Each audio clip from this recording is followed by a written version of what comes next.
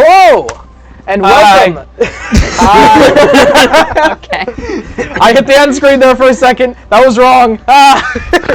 Hello, and welcome to Gildstone Gazette, where a bunch of us best friends get together and play Dungeons and Dragons and try to make each other cry for a living. Let's go to the main thing. There we go. I do that a lot here. So, everyone, yep. Little loud. Little loud, the music? No, the voices. Really? Yeah. Oh, okay. Wait, hold on. Not a little loud, it's on full volume on mine. Okay, yeah. Please don't do that. I didn't realize it until I checked It's a little loud! Hold up! Oh, okay! So, we're good! if we don't sound okay, send something in the chat. But, anyway, welcome to the third session of the Rubian Strife. Let's go around and... You guys are on camera, by the way. Let's go around and say hi to everyone. Lilli, sadly, is not joining us this week. No, she's dead. She's dead. She's right over there! In memoriam, Lilli... Bro. Kit. So, introduce us. Hi, I'm Kit. My name is spelled right. Okay, alright. Are we keeping this bit? Yes. I spelled everyone's name right. We don't have to keep the bit. I'm getting a little woozy here. I'm Colton. My name is spelled right this time. Hi, I'm Aiden, and why is there a Q in my name? There's not. Hi, I'm Jacob. My name is spelled right this time. Lilli, please. Right. Lily's dead. Hi, I'm Cade. And I'm Dom. I got a haircut. You did. You got a very nice So, haircut. we don't have any sponsors yet, but we did very well last week, and I hope that we can continue that theme this week. Did you only cut one hair, or did you cut all your hairs? I cut many of The them. load-bearing hair. I've got one, though. I'm hesitant to say all, because I kept one, like, golem length. Oh, nice. So that I can stroke it and think. You cut Does it lead directly all to your but brain? one? It's Like- my nerve ending. It's your It's Pim's... Dude, he's Pim maxing. Hello, can I touch your hair? No, it's actually... Anyway, we're in a weird mood this week, guys. All We're in a right, weird mood every week, damn it. yes. Without further ado, let us get into the third session of the Rubian Strife.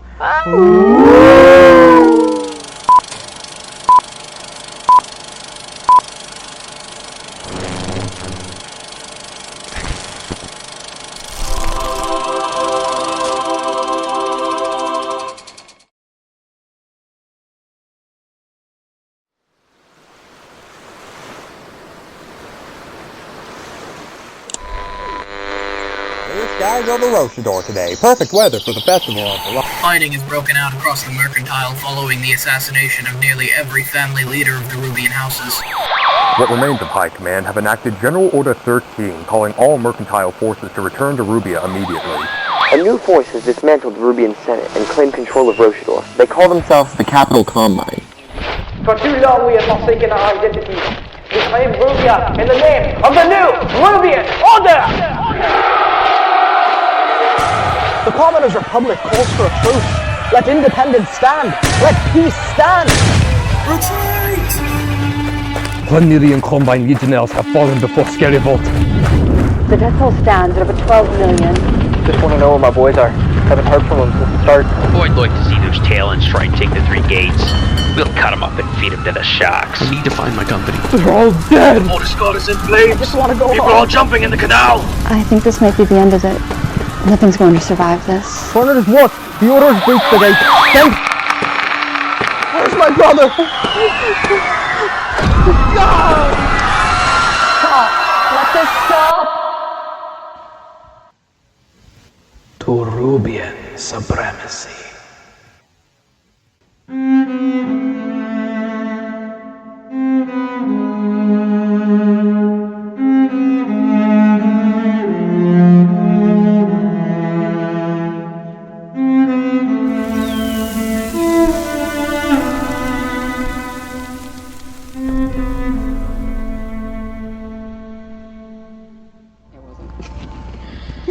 Last we left off, our party found themselves in the aftermath of the Siege of Farnard.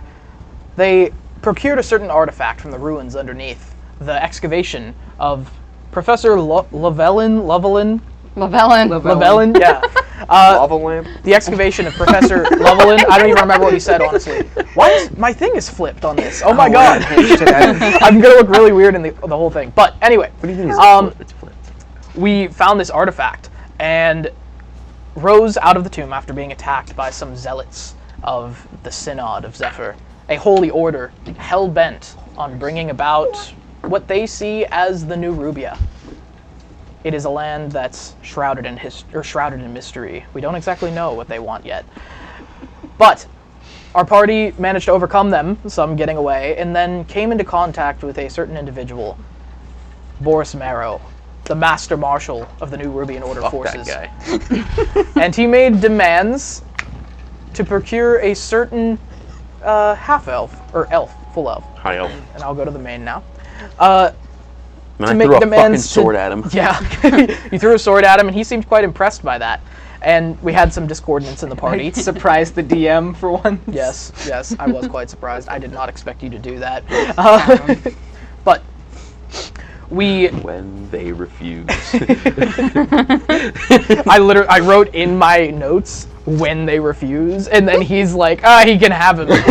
Take him. I'm sorry. Sorry, lad. Proof that this is not scripted. But... Wait, no, Dom, that wasn't on the script. Oh, shit. Hold on, where is it? Where's my papers? We're going off script today, boys. Go full improv. And then... Here we go. Ugh. Oh, we're already on page 8. Oh my god. So, Are we at the point where we say things that get us demonetized? On page 9. no way. We Anyway, the recap. music and Can you tell we're swear new at left and this? right. Nice. God. So, we procured this artifact, we got out of the ruins of Farnard, and arrived at the hangar bay, where we had a certain ride on a certain dragonfly type thing. Help me out, what's it called? Ornithopter. Which Silas had painted to be very much in the colors of whatever faction he's selling to that week. And that's where we left off. We escaped. The Master Marshal allowed Pierre to remain with the party.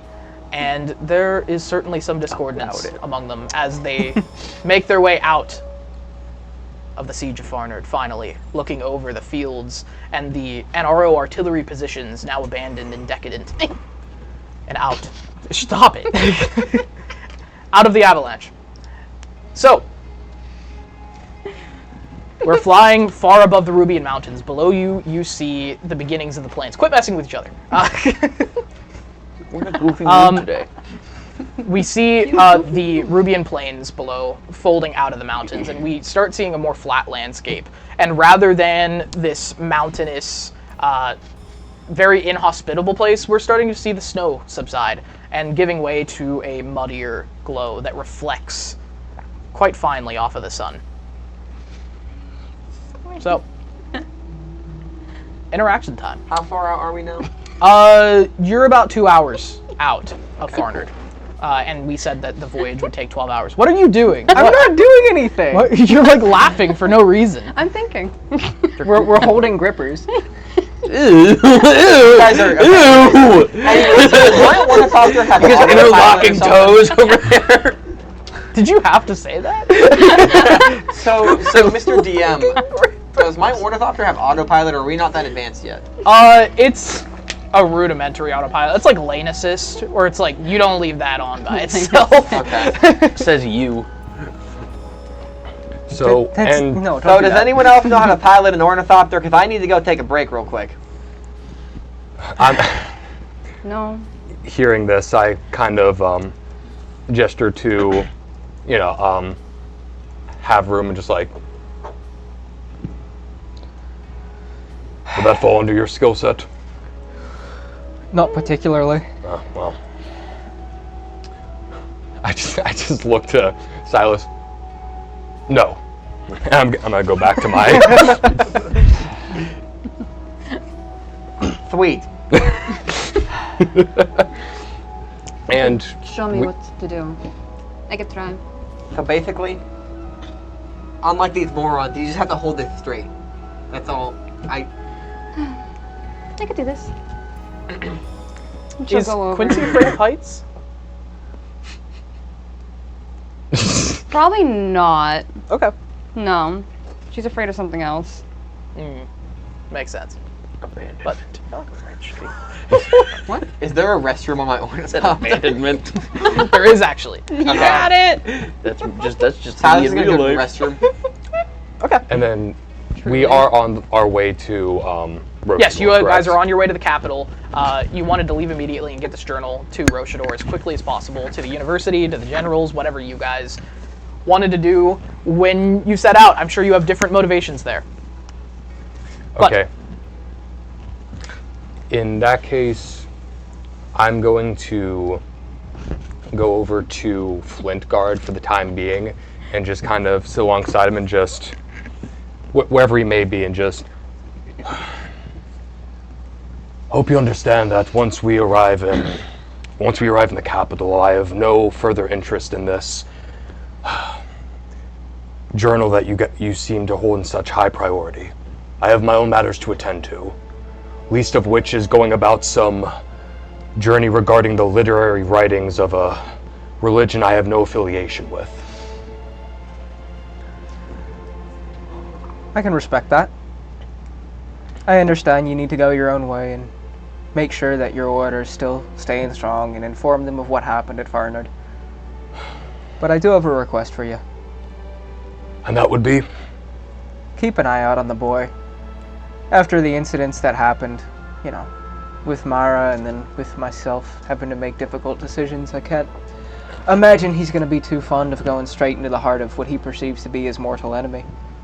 Keep an eye on him, bring him with you, show him the lighter side of life in the capital, wouldn't you? I have a high standing with the Tranquil Priests. I'm sure I can find someone who'd be willing to shelter him for the time being until he becomes readjusted to common society. Fair enough.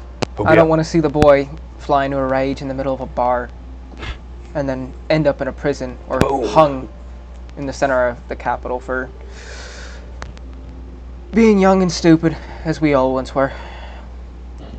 Some more so than others. Pierre, are you sleeping? Are you awake? Or? We're still in the Ornithopter, right? Yeah. How big Very is it? close quarters. Yeah. Close quarters. I'd probably just be off sitting asleep because fuck life at this point. Real quick, since this is like a pretty condensed, vehicle, would I be in eyesight of Silas's inventory when it comes to his uniforms, his equipment? Of course, everyone, all the time. Okay. Could I, because I'm going to go off of something I believed I saw earlier when we first got on the Ornithopter. I'd like to kind of go through his array of multicolored uniforms. Okay. And kind of double check to see if what I thought I saw is correct. Okay. What are you looking for specifically? Specifically a uniform that may or may not have the colors of green and purple, green and silver, perhaps.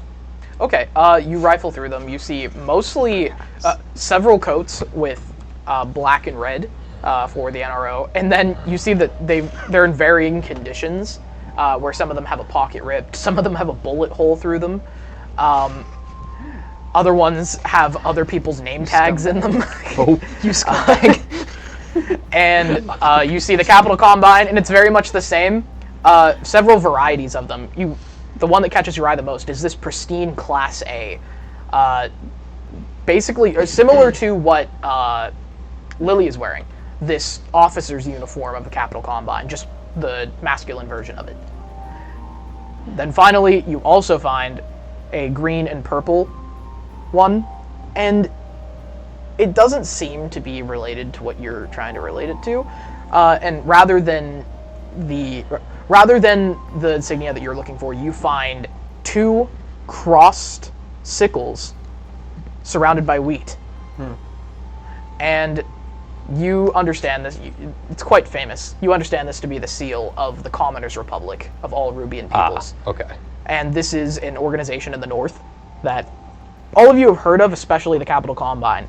And they've mostly stayed out of the war. They've been under attack a few times, but they're so isolated that they've managed to remain. And it is former mercantile territory that, to your knowledge, has raised themselves and fashioned themselves as a democracy of the workers rather than a mercantile. Not very friendly to Silas's kind. Preach, brother. But wait, so you said this does don colors of green and purple, though? Yes. Mostly green with purple accents. Gotcha. And 2 sickles crossing with, like, wheat in the center? Wheat in the background, yes. Across like a wheat field. I couldn't imagine why the egalitarian farmers wouldn't like the war profiteer. Clearly I did business with them. But you said I also did come across a uniform of like a higher echelon, Capital Combine, like soldier, officer. Specifically, the officerial marks on it mark them as a sergeant, so slightly below Captain Flintguard. Sergeant's below captain? Yeah. I know nothing of military rank, so It's sergeant, lieutenant, captain. I think lieutenant is below. Lieutenant, sergeant, captain. Lieutenant, lieutenant's captain? below sergeant. I'll take your guys' word on that. I'll Google it. It's fine. So, kind of looking at this, I imagine. It also depends on the military. That's very true. Yeah. Silas, you're probably within earshot of me, I would imagine. I'm just getting out of the bathroom. Of course. I took a pic. He's got like toilet paper like still wrapped around his foot as he's walking. Quincy's just. I'm getting nervous. And like the handles are just very greasy. They have like Cheeto dust. Old man, I don't think there's anything that will fit you in my wardrobe. It's funny you say that because I can't see an officer of a Capital Combine sergeant fitting you, Silas. Where'd you come across it? It fits me pretty well. Where did you come across it, Silas?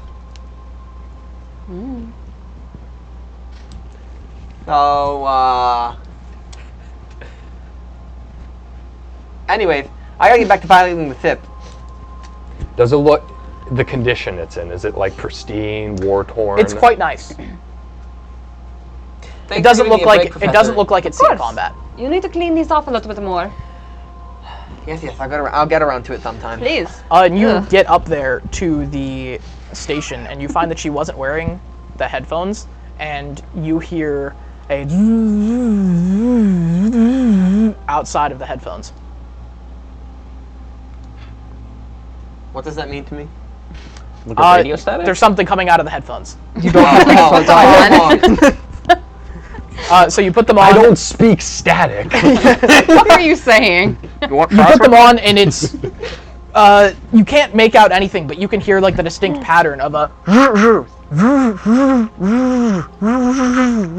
there's a beat. I'm assuming I have a dial to like tune my radio frequency. Yeah, so you can adjust it, and in the background noise of the Thopter's dragonfly wings and the chattering of your cohorts, obviously, you hear the subtle disruption just on the fringe, and you clean up the sound as a man's voice becomes clearer. Okay. Interloper 1, respond immediately or you will be shot down. You are running a transponder. Yes, hello, sorry. Respond immediately. Is this Interloper 1? Yes. Would I have Little thought the fact that he convincing. seems like very like panicked all of a sudden with this?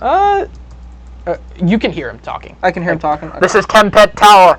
You are entering Combine airspace. Slow to 40 knots, activate your transponder and await further instruction. Yes, sir. So I'm gonna do that. Okay, so you go in, you activate your transponder, and I assume you've joined him. Yeah, kind of noticed that he's talking to somebody. Who's that?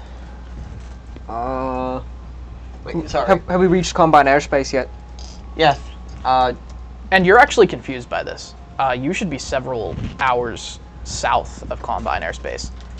And so you immediately rush to the window, and you see off in the distance that's built into the mountainside, there is this grand fortress that wasn't there before. You've marched armies here. You would know about a place such as this. And it's a circular wall, and the distance that you're at, it's at least like 2 miles off. Okay.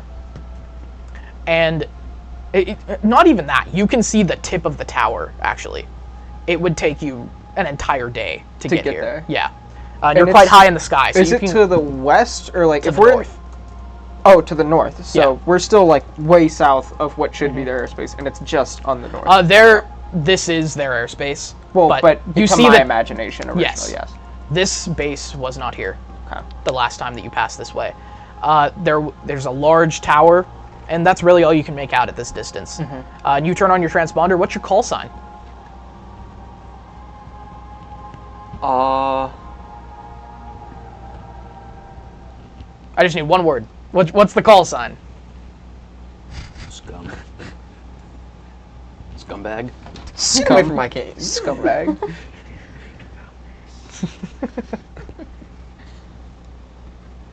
This is douchebag 1.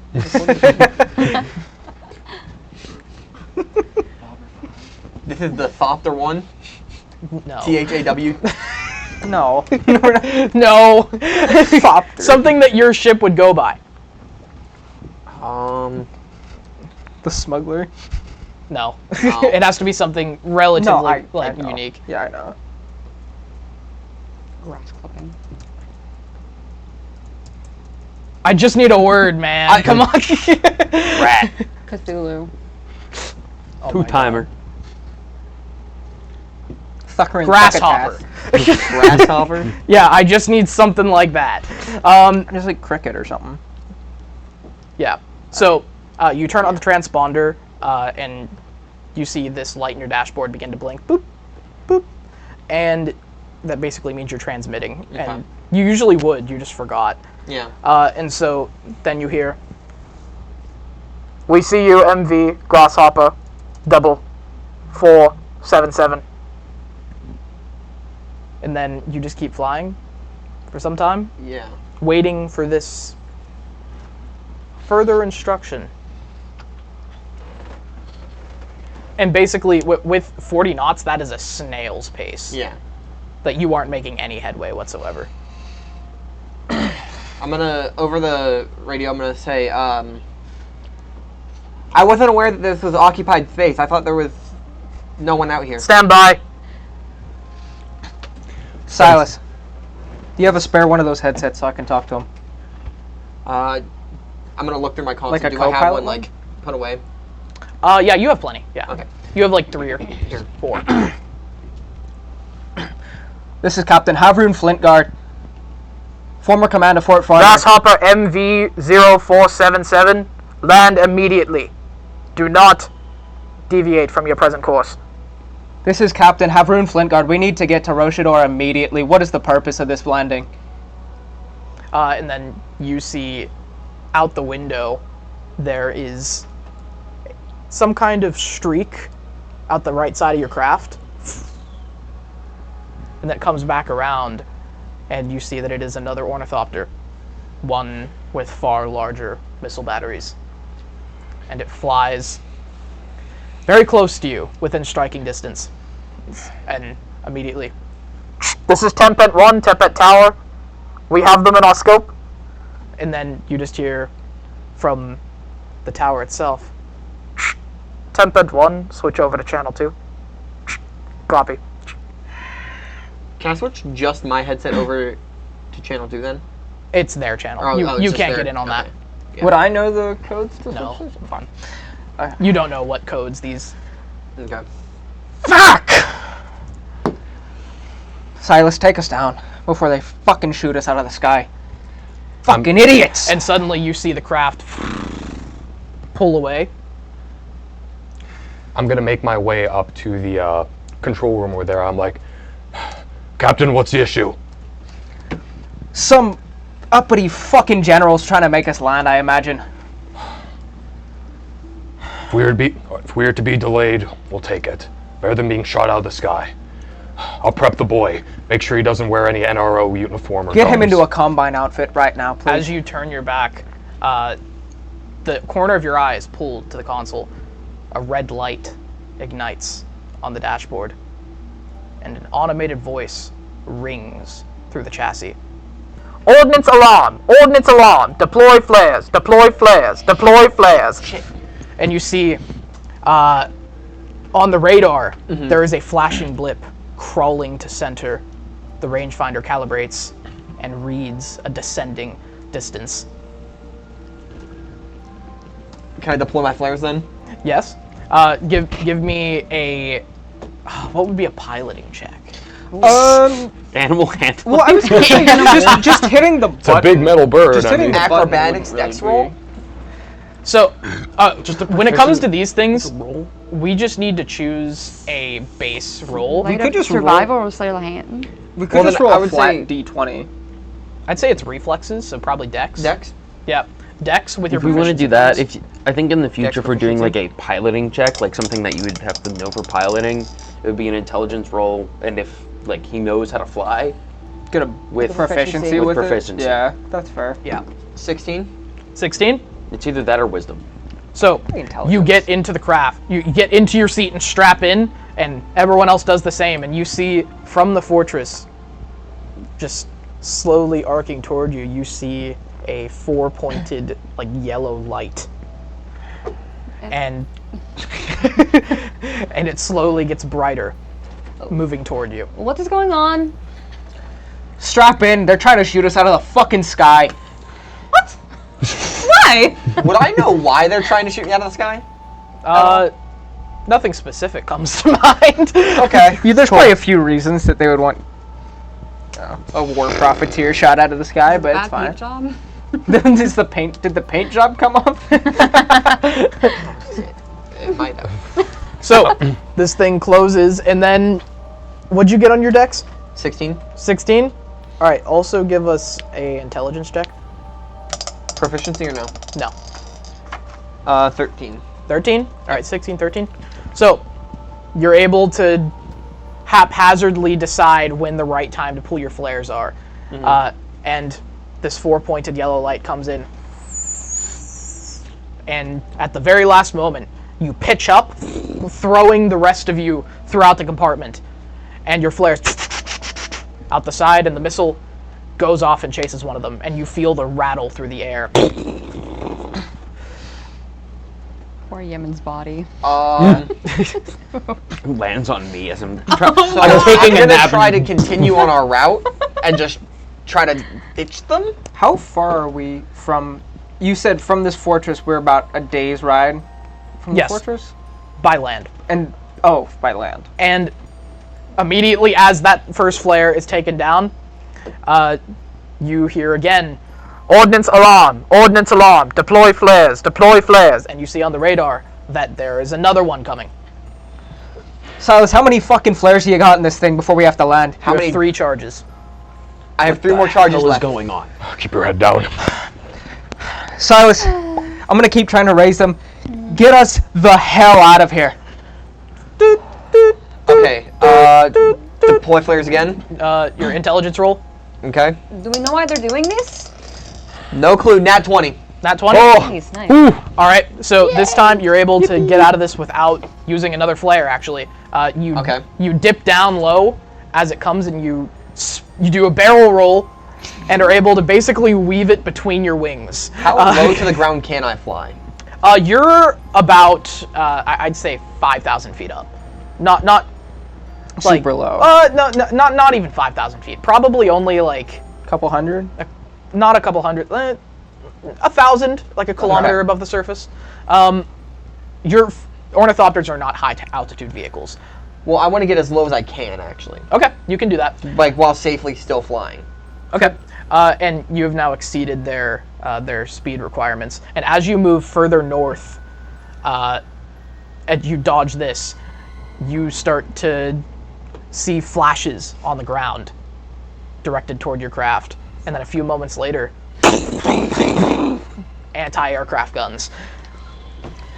You Pick me back up. as you look closer to the ground and down further the range, there are dozens of lines of these things. This is an entire array, separate from the fortress. Would I be able to make a history check to see if I can remember any sort of like call sign of like this is an emergency like ceasefire type thing? Yeah, history check.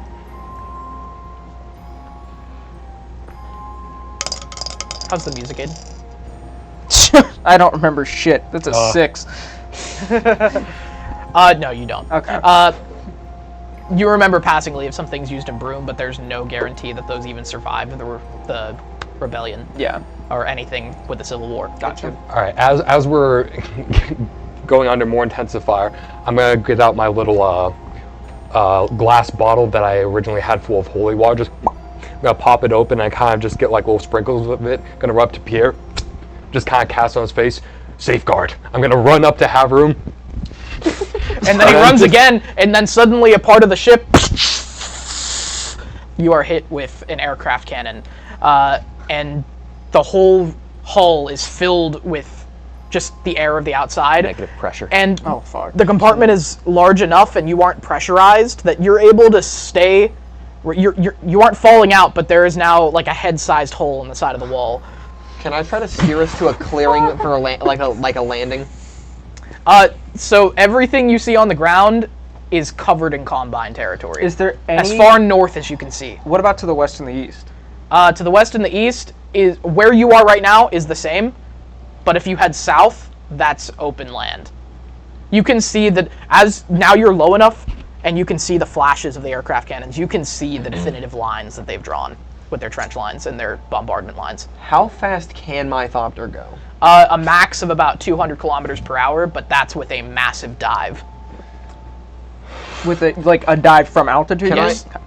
Can I pull up from where I am then? You can take a good dive and get to full speed. So the way that they work is when you climb, you have to basically be stationary. It's like a helicopter going Yes. up, and then you can glide and Yes. then go full speed. Think of it like a helicopter Okay. with the ability to glide. Yes. I too have seen Dune. I was just about to say, where have I heard of this before? Guys, I was trying to ignore the fact that it is exactly that. Hey, it's a cool design. So, Frank Herbert doesn't own ornithopters. He just bought a lot of real estate. Okay, so I'm going to go as fast as I can at the current level we are, and try to get us to a safe area to land. Okay. Which direction are you going? So you said to the south it's open? Yes. Kind of back the way you came. You were coming from the south and the east. Okay. Like, so here's Farnard. Is there and then any you were like Roshador moving up open? this way toward Roshador. Okay. This is directly south. So like kind of back the way you came, but more like instead of like making a right turn, you would have made a left turn. Okay. I'm going to go south and try to land us somewhere then. Okay. So you turn around, the hull is rattling with the shift of this hole in the side, and you guys can barely hear each other when those of you that don't have the headsets on. Real quick, as that hole got blown the side of the hull, I kind of like stumbled backwards, and like that last little sprinkle of holy water I kind of just cast on myself, and like as I'm kind of stumbled backwards, I just Bendis, and it cast bless on me, Havarun, and Pierre. Okay. Yeah. So, for what it's worth, it gives you advantage. It gives you Not like the a pilot, you know. The guy that's flying. Listen, I have my reasons. Okay. I have my reasons. You want me to die? He go away. So you turn back and basically do a barrel roll with how hard you're hitting this, and immediately throw your engines into full throttle moving forward. And you are actually losing altitude as you're doing this, just trying to get as much speed as possible. And then you see on the radar, you're getting out of range of the aircraft cannons, and you get away unscathed. Other than that, I'm not going to make you do any rolls because that's luck. So you see another blip on the radar, and then another blip, and then another blip. Ordnance alarm, deploy flares, How close am I to where I'm trying to land? I'd say you just want to get as far south. I was going to say, I feel like that's the because case. I'm wondering if it would be a good time to deploy parachutes on all this 3 fucking thing? flares. All 3? Are there parachutes on this? Like, in there? No. There are not. I'm gonna say no because he sold them. Anyways, that would make a lot of sense. Do I like? Okay, I'm gonna space them out, but I'm deploying all 3 flares separately. Okay, you have 3 charges left. Okay, go for it. Yep. Intelligence first. Oh, Can I come up there and I don't know assist with the intelligence checks? You can give him guidance. There's really only room at the console for one. Be less stupid. Be less stupid. Yeah, but you don't have the reins. Fair enough. In the meantime, Guillaume's just hanging on 15, for dear 19, life on the 18. back of one of these chairs. His little legs are dangling, just like 15, 19, 18. Nice. Okay. So what was the first one? Okay, so you're able to time the flares right. The first one comes in. You spread it out fast and far, and you're able to draw the first missile into it. And there's 3 on either side, 3 flares on either side. And then the second one comes in again and again, and none of them get close to you. And you get away. You're headed south now, though. I'm getting us down on the ground. Now. Okay. We have no defenses left. I'm getting us to the ground. I'm gonna pull my loose hair back on my brow, just Silas, you need to get us on the ground now. Can I cut the engines, just off? Oh, what? And free fall? Sure. What? Okay. So I'm gonna free fall. So I'm gonna give you a reason for that. For some reason, your power banks are draining, and you don't know why. Yeah. Something maybe to do with where the ship was hit. And you have a minute or 2 left of powered flight. Yeah. So I'm gonna cut power to the engines. all right, you hear the wings suddenly move from the, and the whole compartment goes dead. Every light, every console point. Oh no. Silas. I hope you know what the fuck you're doing. Trust me. Perception. Perception. This isn't how I want it to go. That's a 15. 15. You smell some kind of oil, gas. You aren't totally sure. As he cut the engines. Just in general, you smell it inside the craft.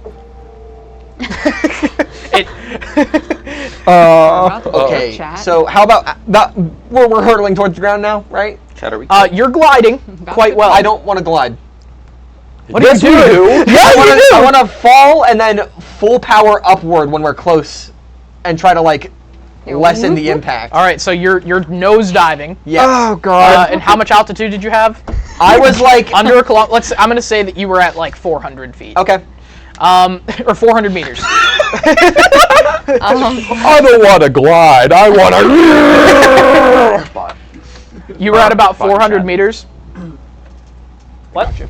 Don't worry about it. It's fine. Taking care of chat stuff. Oh, is there a bot? Yeah. So you are nose diving downward, and the rest of you are just holding in the compartment.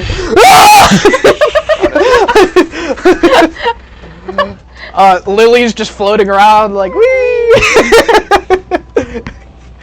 And then Guillaume, you notice where that smell might be coming from. You see out of the hole that there is a fluid running out of some tubes in there.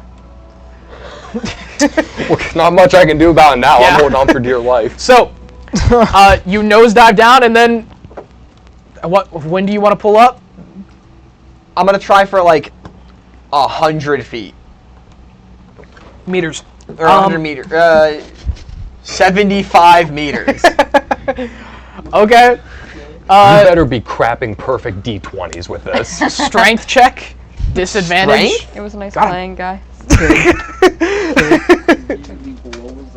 You are fighting insane air resistance. You are fighting terminal velocity right now. Hold. And you have no readouts. It's what the fuck? Can I cast shield? Nat 20! All right, you pull two perfect nat 20s. All right, so you better be shitting perfect nat 20s. Oh, doubled. thank God. Woo! Oh God. Okay. Hey, it's better than me last game. So Yeah. you're hurtling toward the ground, and as you guys get closer, you can see the mud and the trenches. And you don't see any particular emplacements or people, but you pull up hard as and you all feel it level out slowly and gain your footing again as this vertical velocity is transferred not gracefully but efficiently to horizontal velocity, and you come down at 75 feet, and even though you rolled a nat 20, there's you still aren't able to totally like pull up all the way before one of the treads on the bottom of your thopter is caught on the remnants of a tower. You pull up as fast as you can, and it zooms past at like 100 kilometers per hour and gets the whole left side, the left wing, the left landing gear ripped off by the remnants of this like outpost tower in this trench line, and you are dove into the mud. And you zoom over trenches, you zoom through barbed wire, over crater holes, and then eventually you slow to a landing you can walk away from.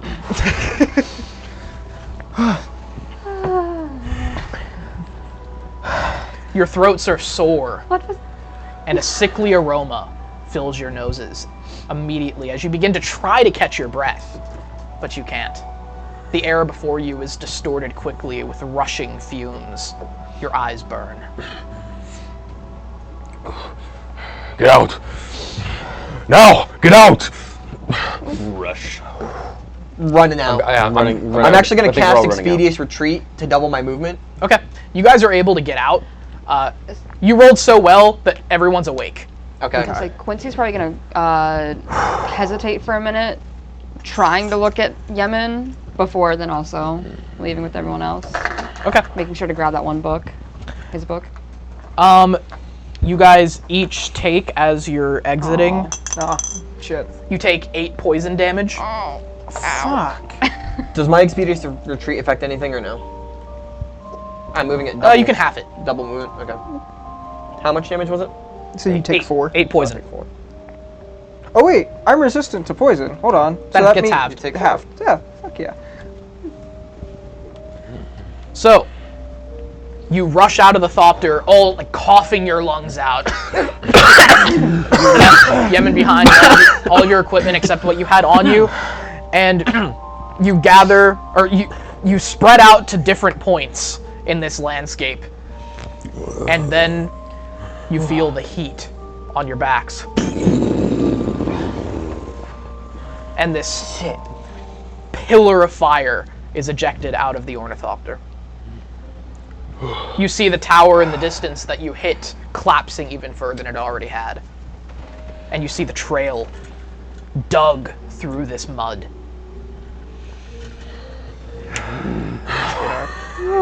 The glassy dirt, the wet glassy dirt shimmers in the fire glow. The craters, the wire, the wrecks, and the trenches between all tell you this was once the front line.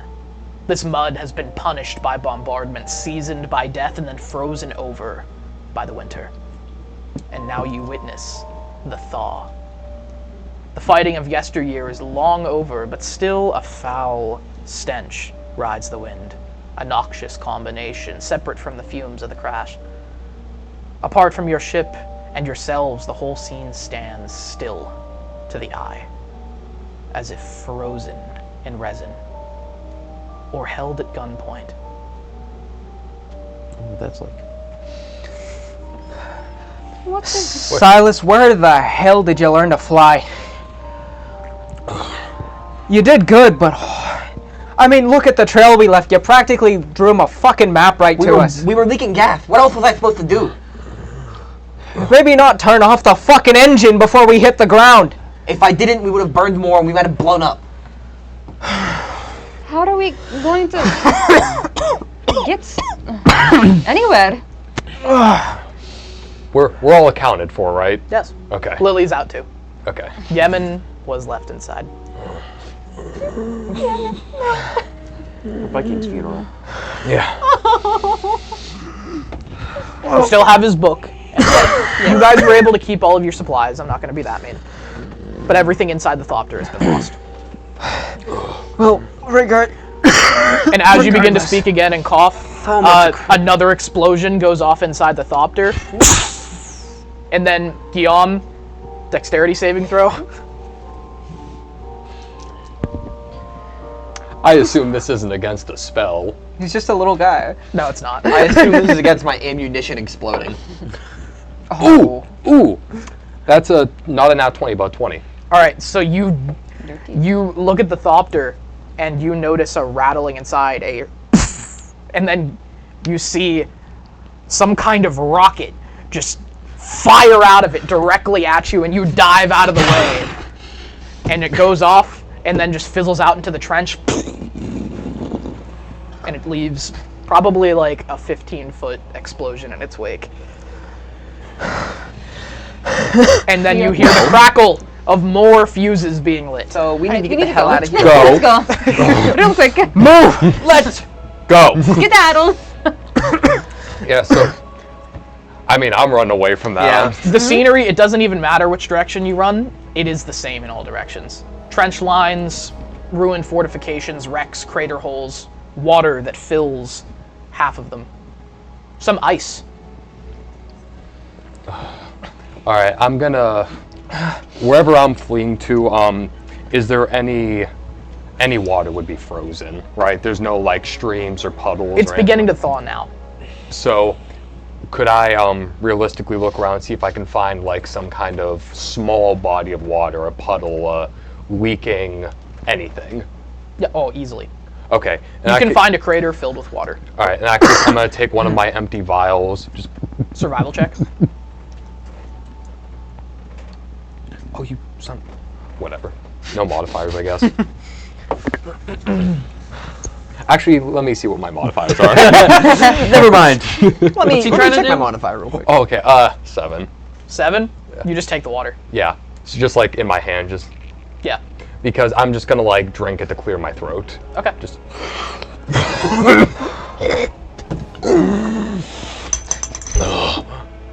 Why are you rolling? Why are you rolling that much? Whoa. You take 12 poison damage. 12? When I see him do this, can I just... As I see him do The this... psychological effect of the... In all fairness, last time you did that, Mephistopheles turned us into a crater. You guys watch as Guillaume fills an ample and then takes a handful of this water and starts tasting it, and then immediately doubles over into a coughing fit. Can I walk over? I'm gonna pull out my water skin and hand it to him and go like, drink this to clear your throat. His face gets filled with this yellowish hue. Can I check Don't you know better? how These many are the of my front lines. serums Don't drink the water here. and my canisters I have left? Say again? Can I check how many of my serums and canisters I have left in my jacket? You have your spell slots. Oh, you mean... Like... What do you mean? Like the syringes and the I'm gonna canisters. kind of walk over. Whatever your spells are. Yeah. Well, I didn't even know because we... Okay. Remember, they're just like what your spells are. You No, have I as know many as you do spell slots left. Because they're spells, right? And like ammunition. Yes. For a cleric who's seen the front lines, you think you'd know not to drink the piss water left on the ground by now. I walk History over. check from you. I walk over to him and I'm like, you called me foolish, and I should like help him up. That's a nat 20.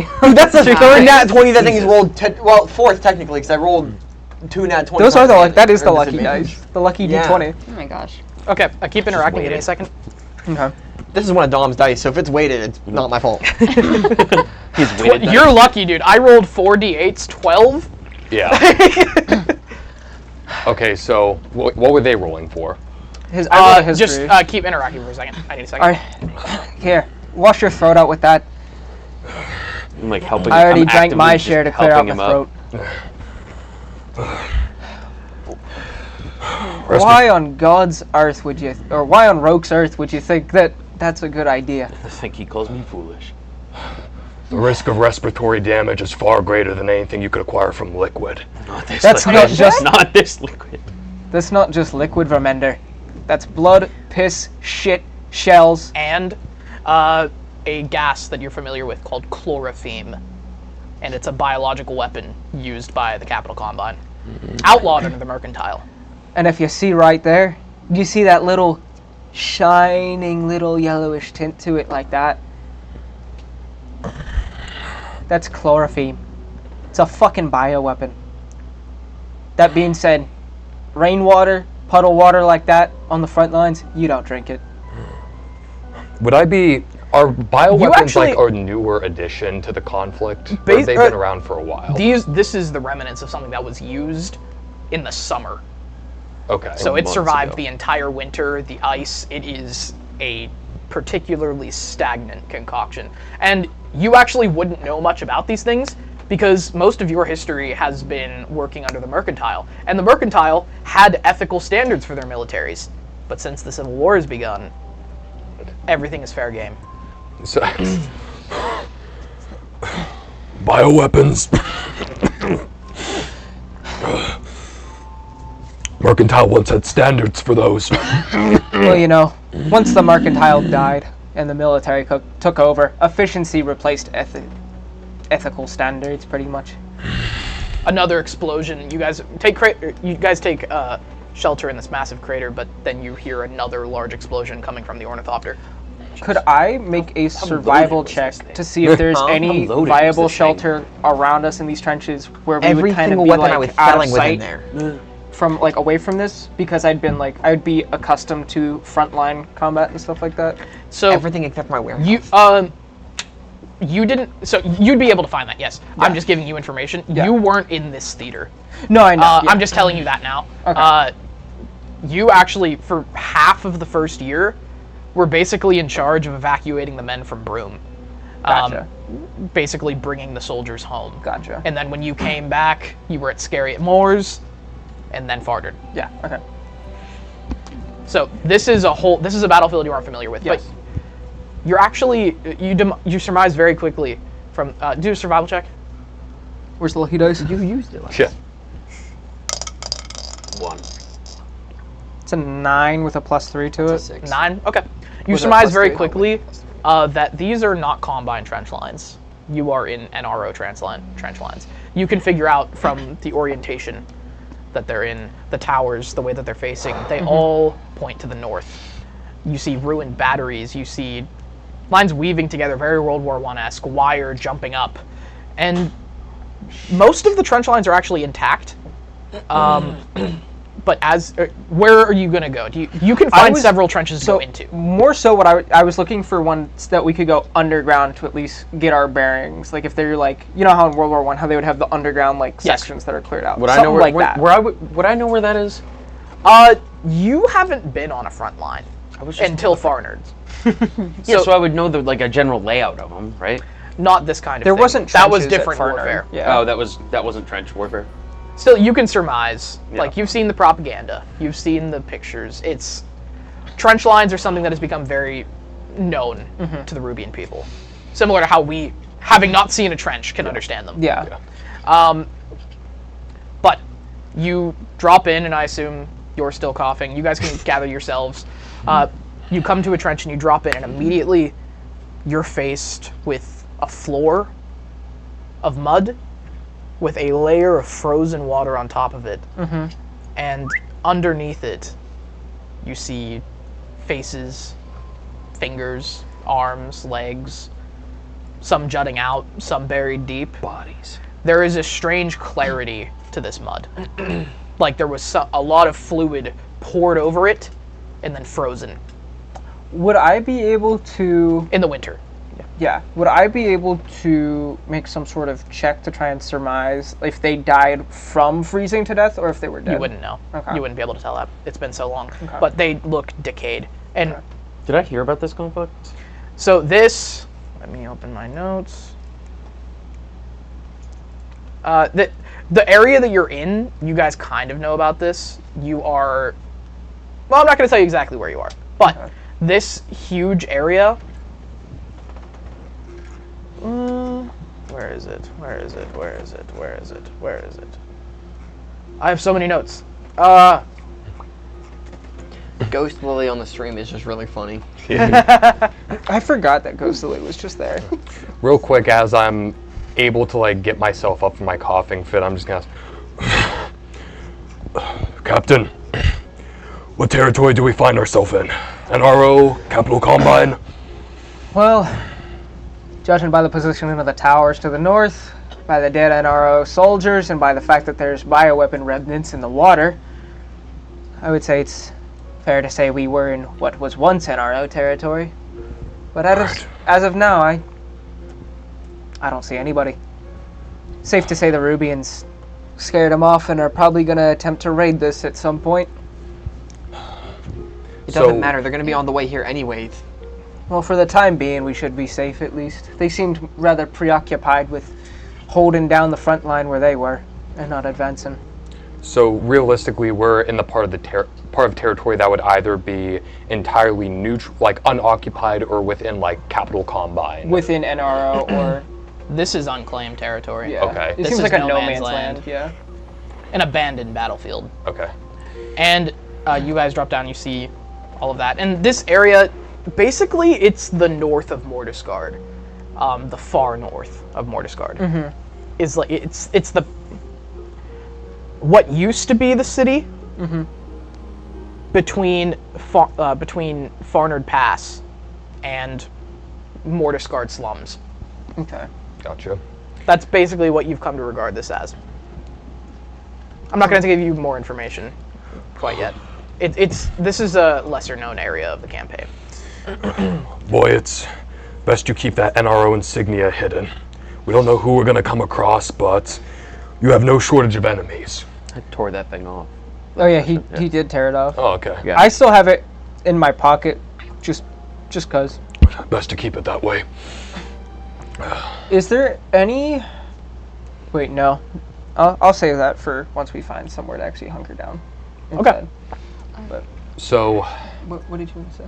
It's just, are there going to be anyone? Is there going to be anyone here?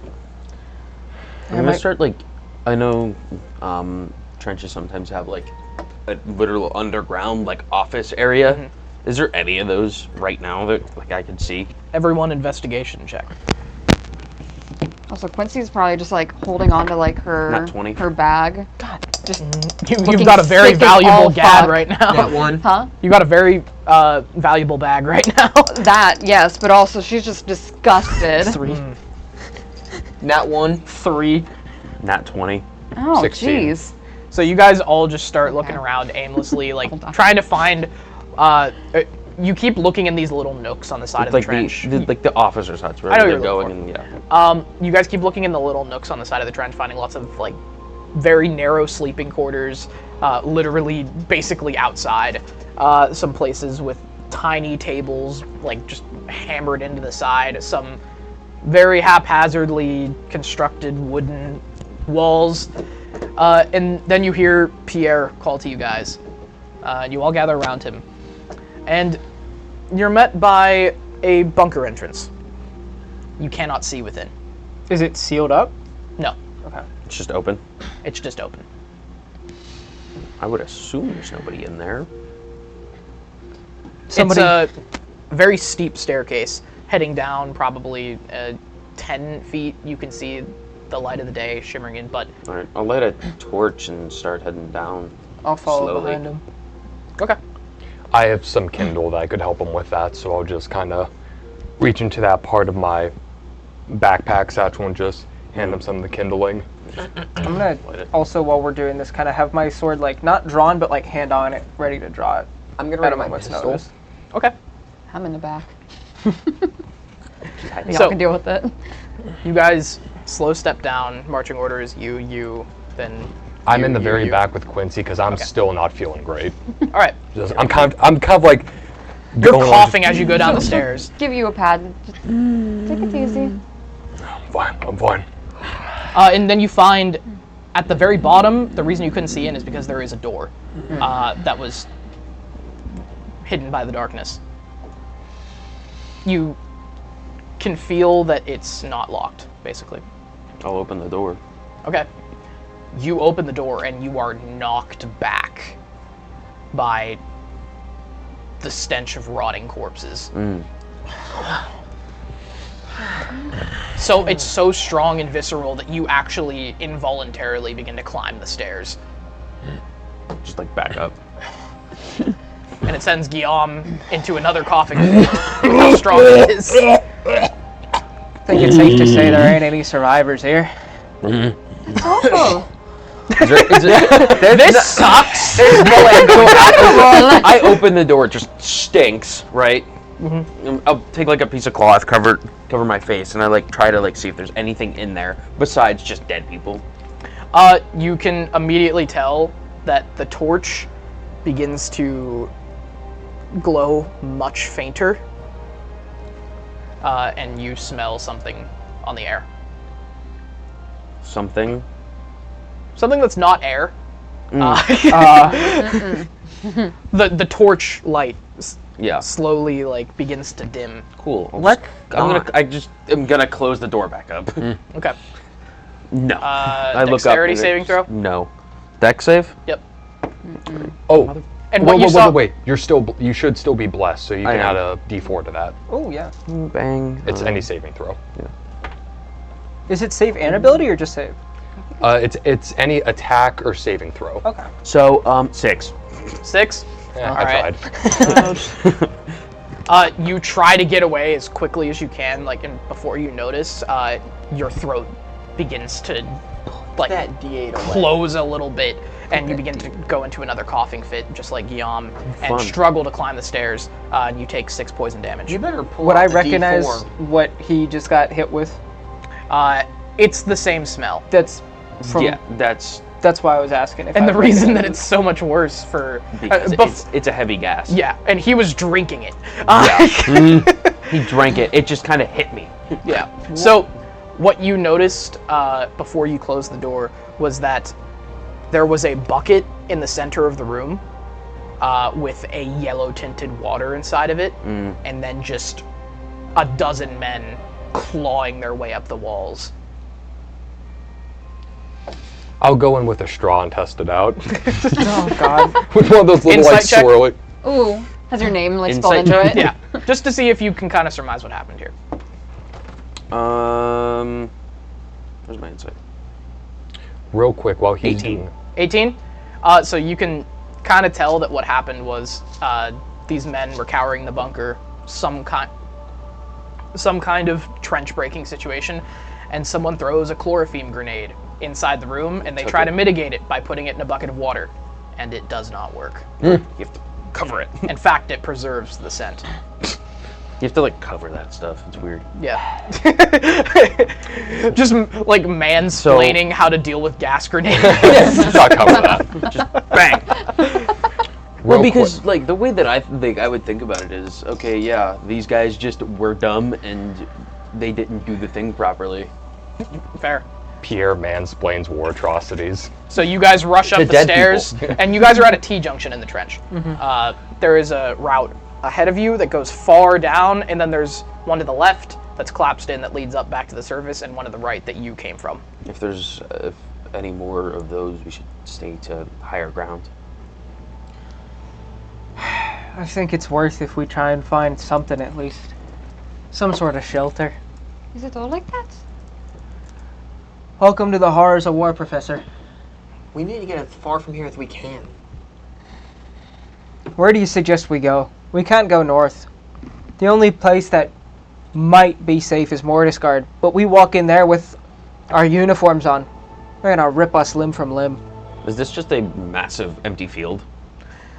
The mud is formed into these bulbous rolling hills with large craters breaking them up. Right, but is it just like an open, pretty much just what used to be plains? You can see the mountains to the east from where you came from, and you see no mountains to the west, but from basic geography you guys know that that is the sea. Far, far off.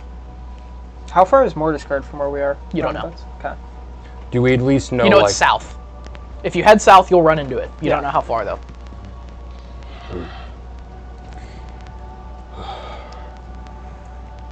So what now? I don't suppose we can just walk south to Mordiscard. I want to say go north up to the front line, but knowing our luck, some snot-nosed little fucker would gut us down before we even got to the first place where we could try and barter for our lives. As far as I'm concerned, Captain, we are surrounded by enemies. We have found out that we cannot find sanctuary with the NRO nor the Capital Combine. We're on our own. Is Mordiscard have any waterways by it that would be able to take us out to sea at all? Yes, there is a very famous canal running down the center of the industrial complex. I've got it. Okay. I don't know how far we are from Mordiscard. We get to Mordiscard, we get there, we get a boat, and we sail up the coast to Rochador. Have I been to Mordiscard recently? Not in the time of the war. Mordiscard has been the center of the fighting for the entire summer. It used to be sprawling factory fields, a huge urban complex, millions of people lived there, and now it's so decayed that neither side has been able to claim it. The entire city went up in a very famous fire that moved across the entirety of the factory fields. There's nothing left at Mordiscard. Listen, with that canal that runs through it, there's bound to be a boat. Even if it's somebody belonging to the military, we take it from them, we sail up the coast to Rochador. It's our best bet. Either that or we walk for days or however long it's going to take us through front lines, through enemy trenches getting shot at, No. or we sail up the coast. Not doing that. That's our best bet by far. Unless you have another little flying machine hanging around somewhere that we can just use. You hear another explosion from the father. Speaking of, Either we take the risk at Mordiscard, or we die on the walk to Rochador. we can't do that because we need to get this journal elsewhere. And I refuse to let that journal fall into the hands of some power-hungry, noble remnant in the Capital Combine who's going to sit there and use it to raise up his own portfolio, his own military record, like a pompous ass. It's a simple job, they said. Go sell the weapons and leave, they said.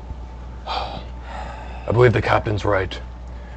Countless NRO soldiers died on the march to Farnard, and that was with military aid. We wouldn't make it a few days.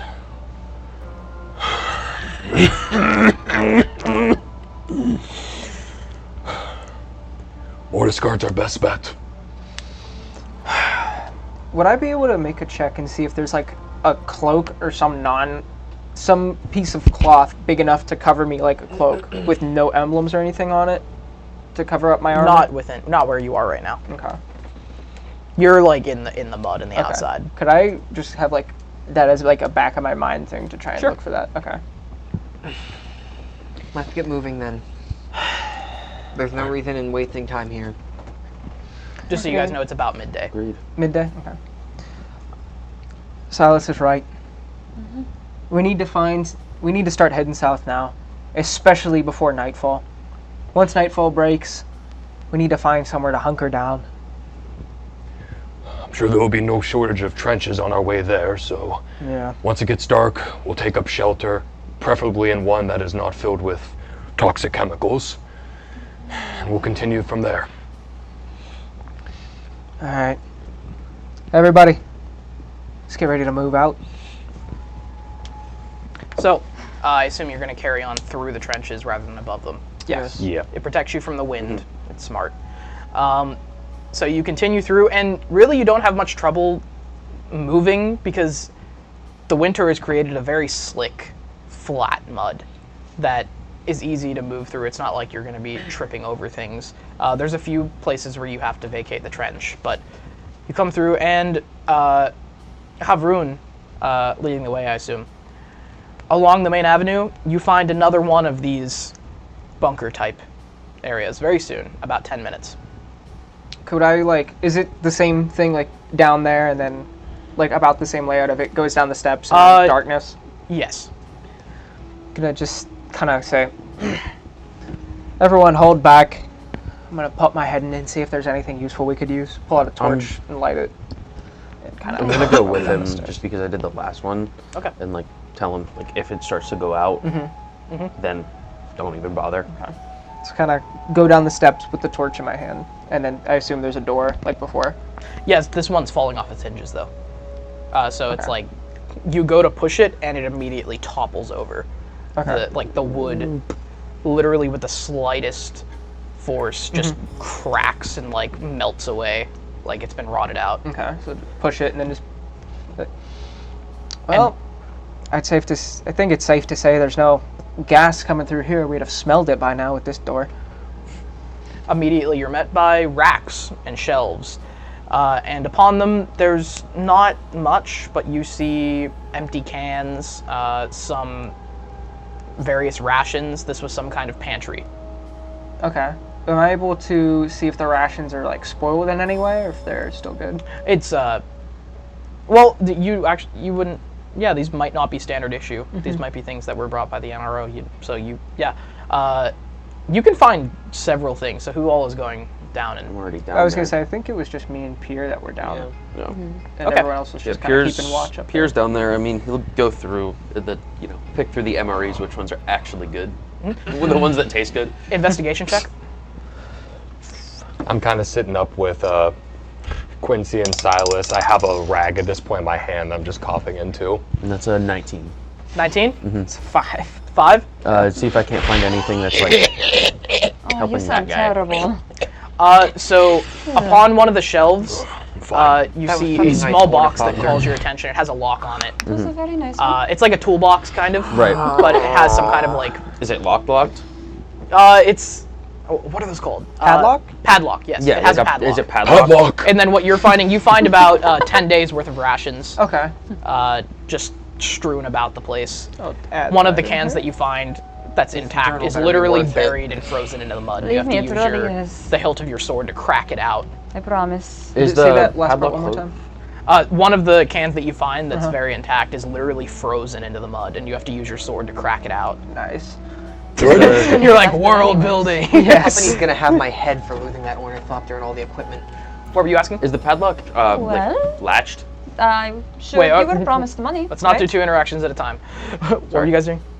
I said that the company's gonna have my head for losing that ornithopter and all those weapons. And you would have promised money, right? So, you'll be fine. Not enough to replace that. I don't know how much it costs to replace that. You got a hole in your lip? You got a hole in your lip? No, we're good. Guillaume coughing compilation. Is the so is that padlock actually like One thing I sent latched? you. Yes. Okay. Or showed you. I'm just gonna like hit it and try to open it. Okay. If it's I know things about locks. Strength check. If it's they got a ball bearing in there to keep it locked, then it'll be easily opened. Fuck me. 7. 7? You know, the thing that I would be good at. Yeah, you actually can't get it. It's in very good condition, actually. So then I'll take my You can check the audio real quick. So I guess I'll take not the scimitar I just grabbed off of him. I'm gonna take the old one that I was using before, the one that's all rusted and beat up. I'm gonna like try to jam it in there and like wedge it open. Okay. Sleight of hand. Sleight of hand. Oh, that's so much worse. There any soup down there? Yes, actually. I was gonna say. Frozen soup. 12. I need some soup. I'm at soup. Why are you at soup? What do you mean you're at soup? I'm at the soup store. Why would you go to get clothes at the soup store? I don't know. I got a 12 A 12? on the sleight of hand. All right, you're able to pry it open. The lock actually remains intact, but you literally just bend the Ripped lid off the open. thing, yeah. Yeah. What's in and there? Inside, you find various medical supplies. Cool. You can't make heads or tails of them. I mean, yeah, I'm gonna take him up for whatever he needs. Did I find anything else besides that lockbox? You can find about 15 15 days worth of rations. Okay, cool. Pierre, what'd you find? I found a sorry, I'm going through this. Did he find soup? I didn't find soup. I found medical supplies. I found soup, Guillaume. Ooh. I found medical supplies. I think I'm gonna give them to him, so maybe he'll be able to fix himself. What kind? Rations are heavy. Guillaume, it's frozen. I can't tell. Just fucking wait. Why are rations 2 pounds? Gives it a lick. I have rabbit soup in my rations. Chicken noodle me, Like in my bag. I'm guessing the rations are like MREs. It tastes like jambalaya. Just licking the can. I'm gonna The can tastes like jambalaya. I'm gonna give him this concerning. med kit or whatever it is. That tastes like aluminum. Fuck me, who makes a rust flavored soup? Who the fuck makes a tetanus flavored soup these days? Gonna need me a tetanus shot after this one. And that's our clip. Rust soup. Alright, so Pierre's doing what? I'm gonna give him that Medicine check. The medical supplies. Well, I'm not gonna like use them on him. I'm going to give him the supplies that he knows how to use. I know, for him. Should I mean, we split, because we help got yourself. total 25 drops them days in of rations. Should You we can split split them that up between you between guys. everybody Of here? course you can. Okay. So I would say everybody add 5. 5 days worth of rations. not, yeah, though. Because I got 15, you got 10. Yes. Alright.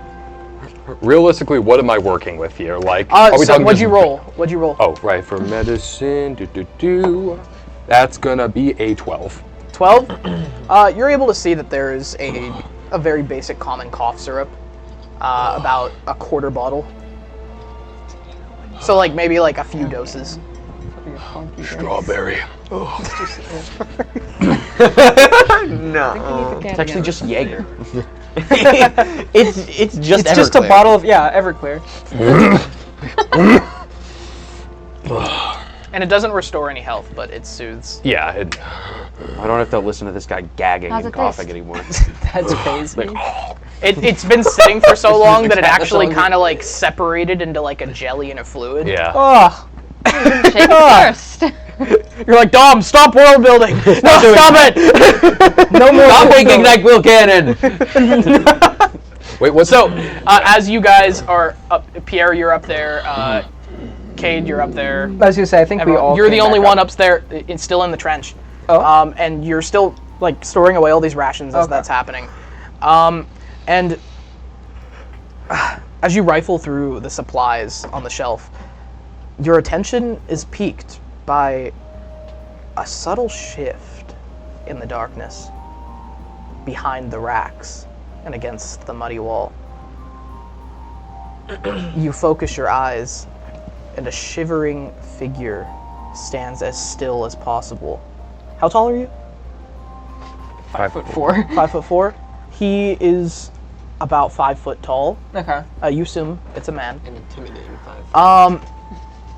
And they are seeming to hide, and the light is dim, and they're just standing very still. You can't make out any features, anything like that. I'm just gonna kind of. I saw him. I'm gonna kind of go, act like I didn't see him. Go back to what I was doing, and just kind of Performance check. performance with a +0. is crazy. Performance anxiety check. Yeah. Who would have thought there's a performance check in No Man's Land? Dude, okay. Can I roll on here? I've gotten my third 6 in a row with this dice. You. So This is you devil's turn your dice. back, and you kind of notice that as you turn away, you can't really keep your eyes off of him, and you hear like the shift in the mud. All right. So then, well, at that point, I'm just gonna kind of clear my throat and just. I know you're there, boy. I'm not stupid. I mean you no harm. Step out into the light. Is the music too loud? Maybe a different sound. Maybe a different Vibe. playlist as well. Somber. You organize these terribly. This Well, is intrigue. Is this the intrigue? Okay, I'll admit this is an unlucky one. Hold on, let me. It's a little plucky. My sword lucky. Then I put a P on it. A lot of fantasy tracks incorporate a little bit of whimsy. There's some not a of them whole lot have of too whimsy much. Some here. of them have too much whimsy. Yeah. Nice. So, repeat what you said. I said, so I kind of realized that it's hard to like take my eyes off him, like you said, because he like shifts around. So I'm just Fuck it. come on out, boy. I know you're there. I can see you. I mean you no harm. Step into the light. He steps around the rack, and then I kind of point the torch like up and towards him a little bit more. Okay. And the first thing you're struck by is the glint of the torchlight near his eyes, and you kind of are taken aback a little bit by the figure before you. No flesh is exposed on him. Every inch is covered in leather or fabric. His gloves appeared to be tied tight to his wrists and his face. Or to his wrists. And his face is not a face, but a thick leather mask that pulses with his breath, which rattles through a filter at the edge of his chin. His eyes are shielded by dense glass, and his hand hovers, his left hand, you note, at a holster as his breath hastens.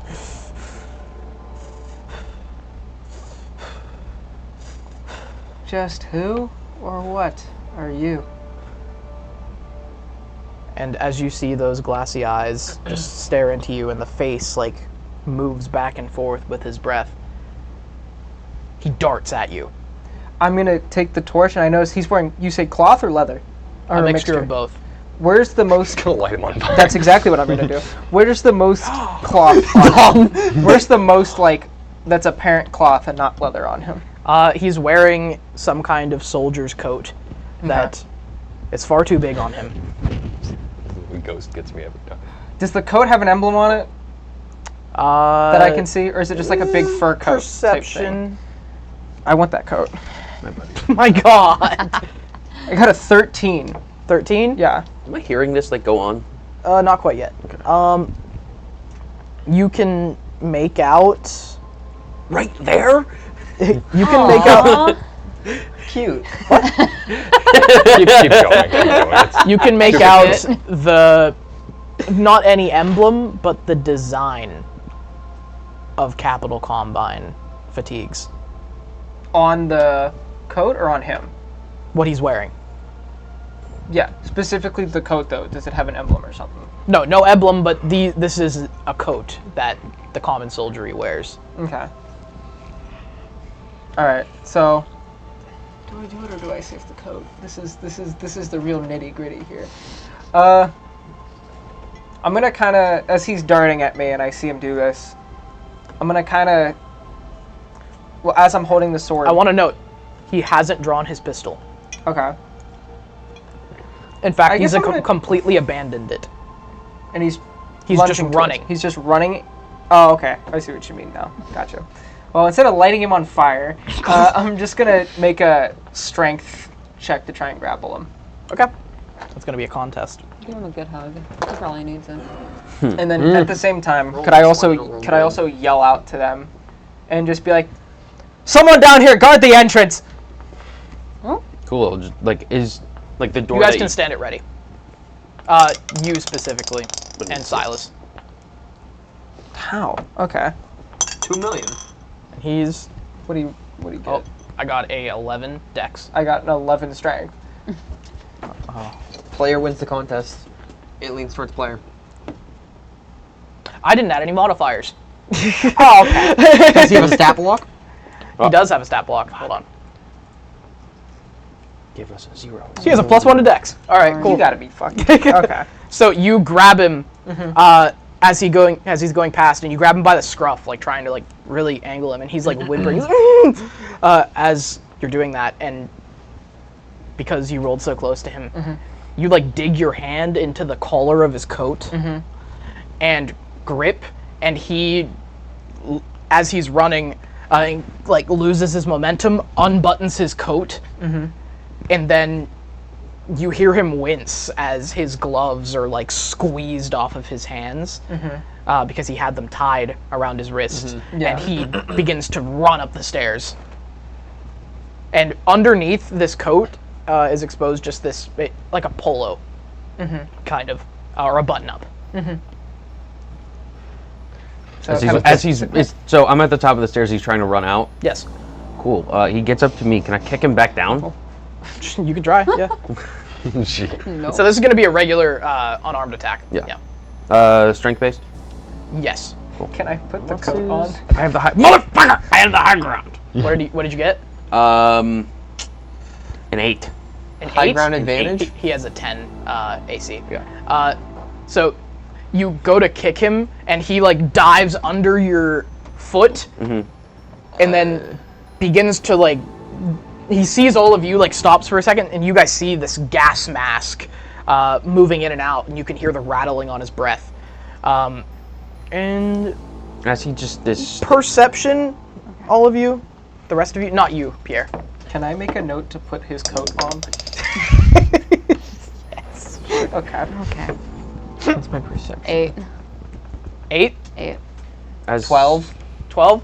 8. 8? Alright. No. As he's doing this, I'm gonna just, like, as he's just standing there frozen, I'm just gonna, like, try to tackle him, if I can. Well, can I move? That was already your Can thing. I move to grapple him, then? What'd you get? I got a 12. A 12? Alright, you can try. Does a grapple have to be strength, or can it be dex? It can be strength? dex acrobatics or athletics. Okay. I'll do dex acrobatics. That is a 13. 13? Okay. He got a 12 plus 1, which is a 13. So you lunge at him, and because it's so close, you grab. He has this satchel that is clattering as he's running, and you're able to hook your hand into the satchel, and he like is basically dragged down into the mud, and you're dragged forward by it. So like you're face down in the mud, he's back in the mud. Okay. And he immediately, I'm gonna do a dex saving throw for him. Okay, yeah. So he throws his satchel off and like scoots backward prone, and then gets back up to his feet and starts booking it down the trench, leaving the satchel behind. Can I try to chase him down? You can. Well, I was gonna say before that, as he's running away, before he gets too far away, I want to cast command. Okay. So I'm simply going to look his way, like it's within 60 feet, so I'm sure he hasn't ran away quite What's far the saving enough yet. 13 wisdom. 13 and wisdom? as he's running, I'm just going to simply like, halt! Okay.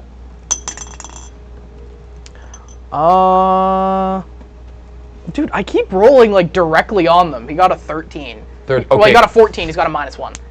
Okay, so that means he succeeds, right? Yeah, meets No. Yes. Yes. Against player match fails. Meets beats. No, this is like I thought. No, that's a he's contest. trying to succeed a saving throw. That's a Okay. contest. This is a saving Oh, throw. yeah. So it's just meets Okay, beats. so as he's running away, I try to cast command, but my throat's still sore from like the Okay. blood. So, oh! And he just, you guys see that he is just this small boy, just kind of falling over himself the entire time and leaving these heavy, uncautious, like, tracks in the frozen mud. I could catch him easily. You could track him easily. There are these, like, sunken in, like, kind of like you're stepping on thin ice.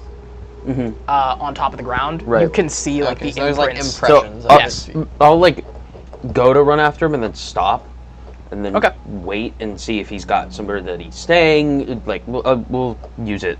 You track him follow down. him. And track Okay. him down. How far are you gonna chase him? I don't think we need to chase him because we could just follow his footprints Okay. if they're that easy to follow. Basically, you see from what you can see of him running, he books it down this straight trench line and then hoists himself up onto the surface. Would he leave the same like tracks all the way through on the surface too? Okay, The mud is extremely brittle. Yeah. Okay. So I go to run after him and then I stop myself. Okay. And then you guys recoup after this. You have in the satchel.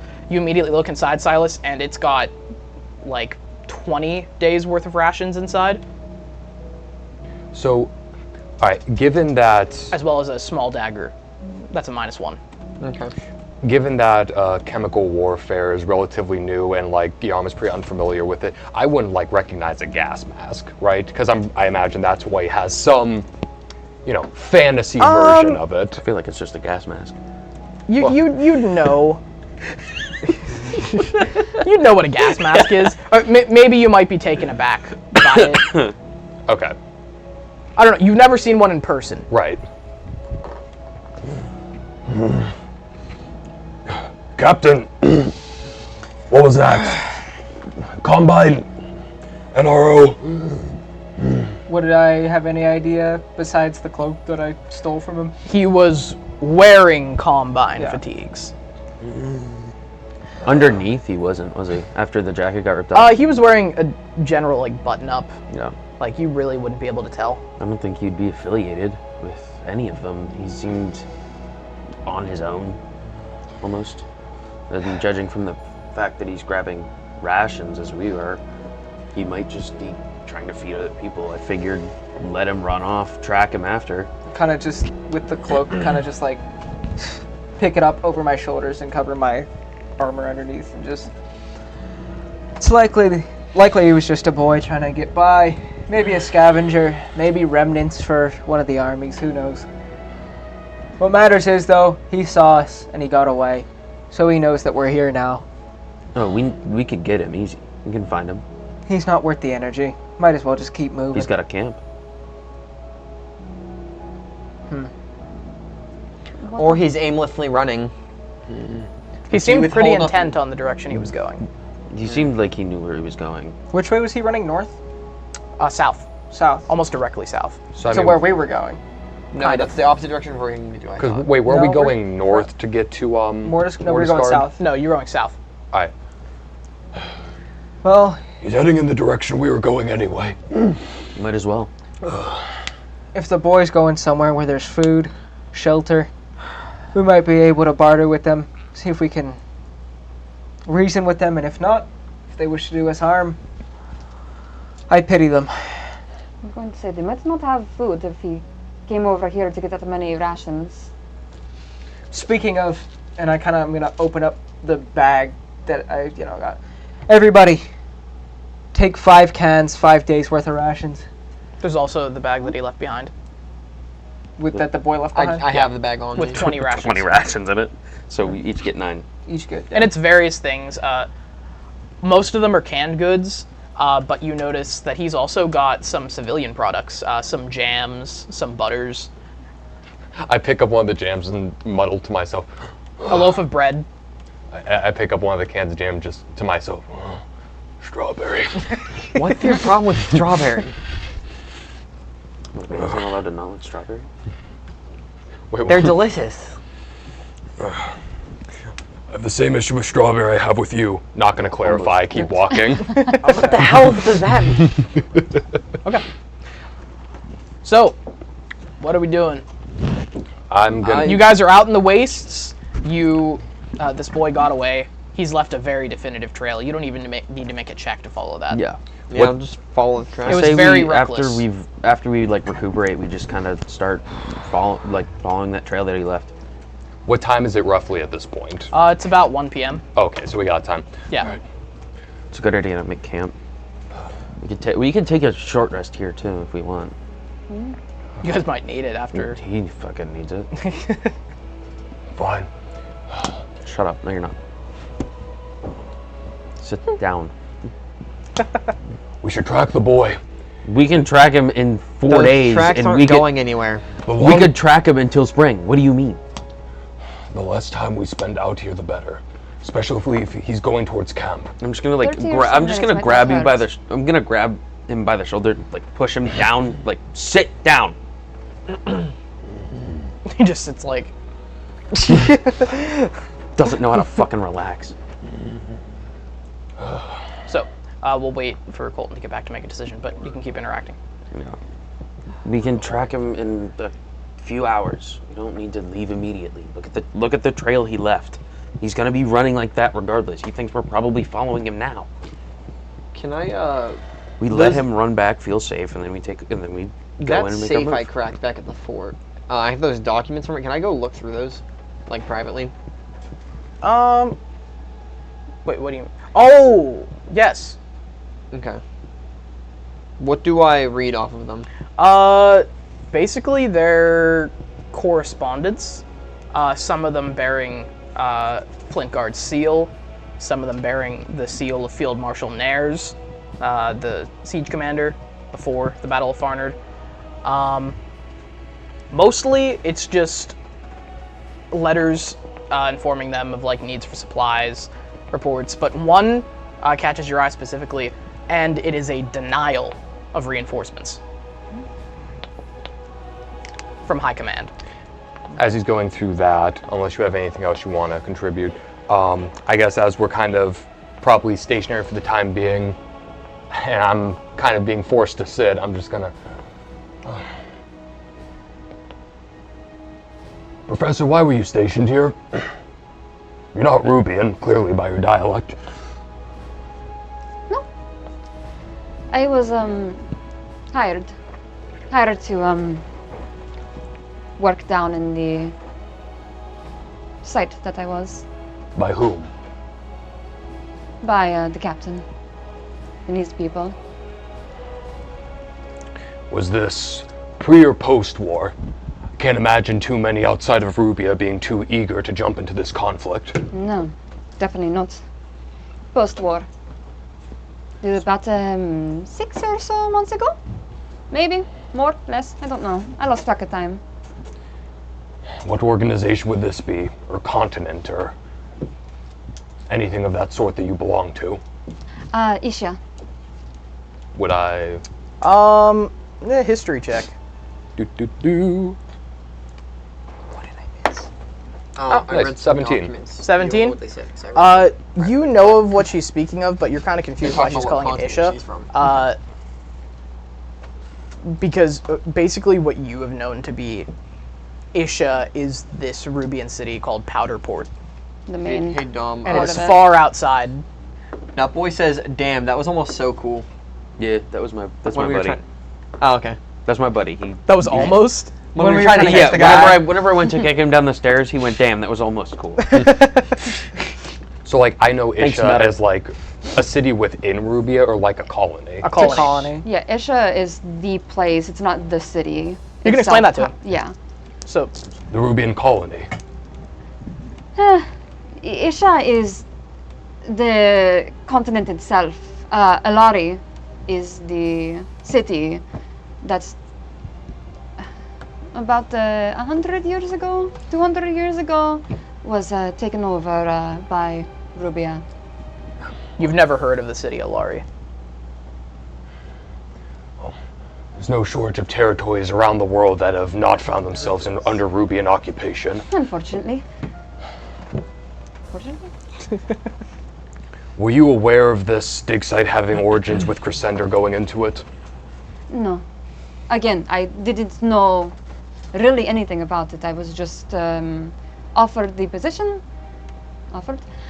And, well, I slowly learned as we were down there, and once I was working with Yemen, learned more about it, what we were doing, finding. Listen, I have no longer have any affiliation with the Church of Roke, but I know enough about the Ashen Feather and specifically Crescender's writings to know that if it's revealing what I believe it is, you have to ensure that that stays private. Believe me, I want to. I don't want it to fall into any wrong hands. I want it to be brought to the other professors at the university, held away from everyone, studied properly. You guys are you guys doing this as you're walking? I would imagine. Okay. Well, so you guys are pursuing the tracks? Mm-hmm. Okay. Well, hold on, because I know you had Short some resting, right? you had some objections to that. Did we so. did we short rest? We were I thought we Yes, were we're gonna going short in rest. now. We're going to short rest now. Okay, so Okay, we're so this is talking- our short rest. Got it. Short rest? Yes. Okay, Short rest. short rest. Short rest. Yes. Fantastic. Short rest. These are fucking idiots. Okay. Wait, did I get my? Oh no. Wait, do I not get my second level spells back after a short rest? No. Long No. rest for cleric. Guys. Or my first level slots? No, Bro! you don't get None. any. You don't get any of it. Only long rest. Short rest is basically just to recoup health. My hit dice didn't work. What the fuck? Cool. And then like some abilities. You have to roll it yourself. Some abilities recharge after short rest. I know. Stop. Why the fuck is that? Usually your species abilities. Yay, I'm Stupid. off. It's really stupid. Alright, well, I guess I'll take my +7 health. My throat is less itchy now. Okay, well, in that case, so we've taken our short rest. I'm gonna just look to Pierre and just... Your elder has taken his nap. Can we continue now? Or would you rather we play bingo? Clearly it wasn't a good nap. You're all grouchy. During the short rest, I'm gonna go look around, see if there's another one of those bunkers. While Okay. Everybody else takes that hour. 'Cause I can't get my fucking... You find another one, but it's been collapsed in by a shell. Okay. So, nothing's in there. Mm-hmm. Gotcha. And then you guys continue by, and you choose to get out of the trench because ahead you see a dud ordnance. That is about a 500-pound bomb that is lodged in the entirety of the trench. Nice. And it seems cool. It seems to have been here for some time. So. Oh no. Oh no. Hey, Dom. I'm getting away from him. Can I check this thing out? Like. I didn't tell you about it. Wisdom See check. if I can. Okay. I didn't tell him about it. Can I get away No, from you him? all see it. We all see this. Oh, this is what that we're big? leaving. Yeah. It is blocking the entire trench. Any specific wisdom check? I was kind of joking. Like, just brain check. But it looks like it has materials. Hey, I can't tell him not to do stuff. Okay, what are you doing right now? Silas is gonna start walking towards the shell. I'm gonna start walking towards Silas like, what do you think you're doing? Well, I think I'm gonna strip that for parts. I think you're not going to get out of the trench. But Nothing, get out of the trench. you know how much blasting powder's probably in there? If you set that bomb off, everything around us within a mile dies. What are the chances I set that bomb off? Hi, get out of the fucking trench. You guys have no faith in me. Fine. I can't put my hit die button. Where is it? The same Just roll the hit die. The same energy. Yourself. Get in the car. Get in the car. We're not getting a milkshake. Get in the car. Can I We're not going to McDonald's. Stop asking. Do you want to throw a rock at it? Can I throw a rock at it? Sure. Can I grab? Oh my god! To grab his arm. Perception check. Insight check. Slide a hand on it? Insight and sleight of hand contest. I hate looking at. Would you make the sleight of hand? Would you? Fuck you. I got a 14 with 14? my insight. Yeah. He's like, fine, and begins to turn like away and starts walking away, and then like he instantly like turns back and picks up a pebble, and you just tackle him and stop him. Just no. Silas, I'm not that fucking stupid. And I'm just gonna like kind of pick him up like a toddler and like start If I moving him throw a towards the rock edge at of the it and it trench. doesn't blow up, it's safe. The way that you turned him and like moved is you're a good like 10 feet away from this bomb, but you step on a plank that upends a little bit and shifts the mud underneath it so that it just like Silas, get the fuck out of the trench right Do I now. have the rock in my hand? I'm holding you still. Do I have the rock in my hand still? Did you take it out? I mean, I would assume after fair. I tackled him to the ground. No. You didn't tackle him to the ground. You just like turned him around. He was like You fine. just manhandled him. You're like, no. I didn't take it out of his hands, but I'm holding his arms by his side like this. Okay, you have control of him then. Okay. I'm not gonna let you throw a rock at the bomb that's All right, shifting in the mud. I'm guessing we're gonna keep following this, tracking this guy down. Yes, After we and go around it's this, convenient because this is the same point that he got out of the trench and started moving overland. Oh, easy. Because of the giant bomb. We're living. So, any conversations along the way? It leads, so I can tell you, it leads over trenches and like diagonally across like the lines. Is there anything interesting that we see on the way that we could talk about? You find a wreckage of some kind of machine that has been so rent and broken down that you can't really tell what its original design was. You see a giant hole through a part of its chassis. This was hit by some kind of rocket or cannon, some high ordnance weapon. And it's been buried in the mud mostly. Really just you see this arc of metal and the hole through it, and then a bunch of piping and wires inside. Can I do an investigation to see if I know anything about it, personally? Sure. With proficiency. I know it's not what I think it is, but I wish it was. 23. 23? You're able to, you were walking through, the waste, just this cracking mud, following the footsteps, and then you see this, and you're just like, and you start darting toward it. Jubilant, literally skipping. And mostly it's been buried in the mud, but you immediately, your instincts, and I'm just going to tell you what you're doing because you know this thing, you start digging like crazy, not even paying attention to the point that it was struck at. You start digging and digging and digging, trying to find the head underneath the mud. No head. So no head. Boom! What are you digging for? Listen, this is valuable. This is. It is what? So this is a machine that you know as the K9 Grenzjäger. And it is Scariot technology, extremely rare. Have I worked on these before? You've never actually had the pleasure of getting into contact with them. But these were getting rolled out to leaving the assembly lines. Like top of the line right now? Yeah, they were leaving the assembly lines when the war broke out. Can you repeat the name of it to me? The Grenzjäger. This is a Grenzjäger. These are top of the line technology. We need to get this dug out if we can. There's valuable parts here. Is this just a Boston Dynamics robot dog? It's very Wolfenstein, is what I'll say. It's the K99 Grenzjäger. It's a K99 Grenzjäger. They were rolling these out as the war started. These are... Help me dig this out, please. I'll help him dig it out. I'm gonna no. What do you mean no? I'm no weapons expert. I can tell when something's broken. He knows. But I might be able to fix it. Okay, you don't think you can fix it? But I'm saying that. You're digging for a very specific part of it. Okay. There's this crazy thing Is it the called head that I'm lying. digging for? Yes, you're looking for the neural cortex. I need the head of it at least.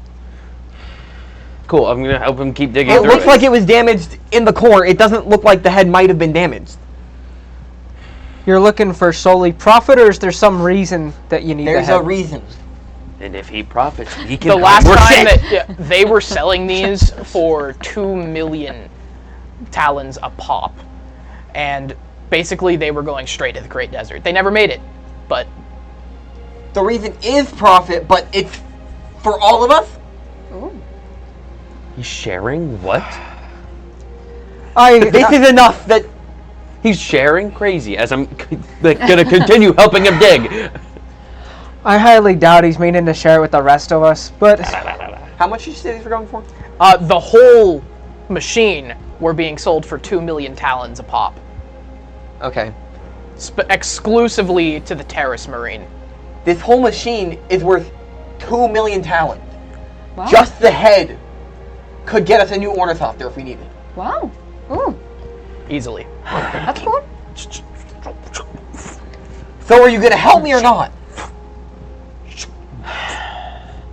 I've no care for currency. And I keep digging. Captain, if you so wish. You very quickly unearth it. Not the head itself, but you come to the back plate, the crest, and you see the end of the jaw of these serrated teeth that would have been spinning. And you expose the back plate, and through your knowledge of this machine, I'm just going to go off the past thing, you clear off the back of the head, this very specific point of entry. And what kind of tools do you have with you? All of them. Okay. You're gonna I'm not joking. I literally. I'm just telling you, you're gonna want to go in with your tinkering tools. Okay. So, am I Take your rolling time. to do something like to extract? Using your tools, yes. Okay. Would that be? What would that be for Tinkerer's tools? I think it's literally just It's a D20 straight plus. roll with Yeah, proficiency. D20 plus your proficiency, because you're an artificer. Well, if you have proficiency with the tools. That's Yeah. what it is. So plus proficiency. 18. 18? All right, so you guys watch as he takes this small drill-like tool, and this takes some time. It takes you about 20 minutes to break through this, because you actually don't have the proper tools that you need. Yeah. But you're making these very fine holes down the center of this plate. You take some pliers. You got an 18? Yeah. Okay. You take some pliers and you separate it very, very finely.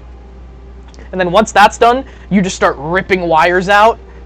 And then eventually you take a scalpel, go in, and you start cutting wires very diligently. And we're going to count that all in the same thing. And you guys watch as he removes this orb, but it has several, how do I put this? It has several capsules off the end of it. Kind of like it's a sphere with a bunch of like actuators coming off of it, and then wires out the ends of each one. And you're very delicate with this. I'm gonna like wrap this up in fabric. Investigation check first. Investigation check first. Is that intelligence? That is intelligence. Okay. Yeah. A 14. 14. You can see that it looks to be in working order. Okay. There's no power. Yeah. But this is what you were looking for. And you can add a Grenz actuator. Grenz. A Grenz actuator. And it is 15 pounds.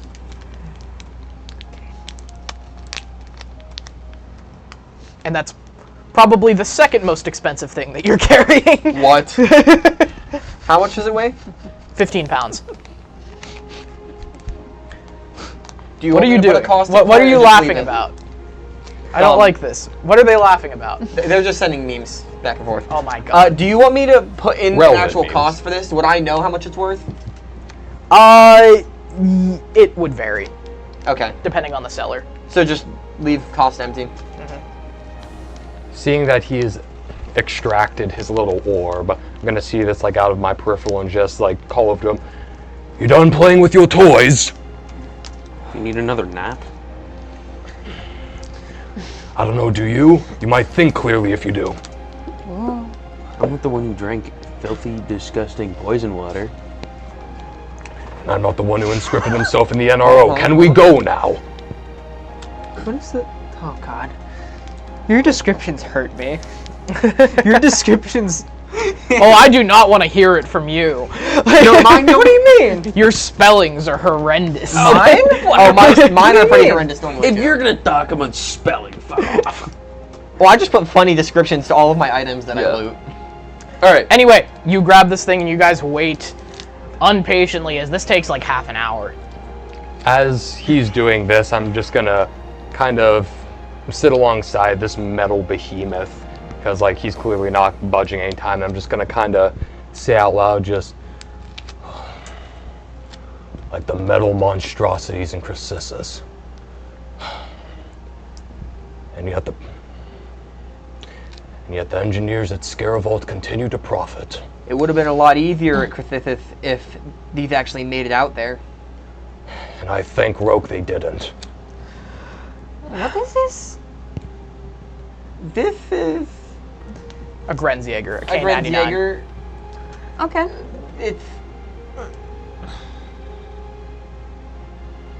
It would have made a big difference. So what does it do? Every engineer said that about every piece of technology that ever went to the desert. This is going to change the war. This is going to change the front. We're going to push the bugs out of the desert. It wouldn't have made any difference other than pad the pockets of vultures. I'm just to imagining make 'em. that you're like SpongeBob finding the rock. You're like, oh, they used to unloose these puppies like for miles. Basically, the way that you understand this creature to work is that they would loose them on the battlefield, and then they would go nuts. There wouldn't be a battlefield. Yeah. Regardless of what they threw in Crate, the result was still the same. That war was only going to end with the Thri-Kreen's victory or us getting sent back to Rubia. And Colton, you or Havrun, you decided not to help with this at all because you've seen these before, actually. They saw extensive use at Scariot Moors against the Combine. So I've seen basically what they can do. Oh, yeah. And the neural cortex is like basically the brain of the machine. If you want to unearth that monstrosity, be my guest. I'll not tell a vulture not to eat a corpse if it sees one. But I have no desire to ever see one of these things in action ever again. Do as you wish with it. Better leave it to rot. Got some big feelings. Let's get moving. I got what I needed. Wonderful. So, you carry on, not finding anything more particularly interesting. You come to a part of the battlefield that there is not even trench lines in. It has been so decimated that basically all that exists is the mud. And you trek this for another couple hours. And then in the distance, you hear the very faint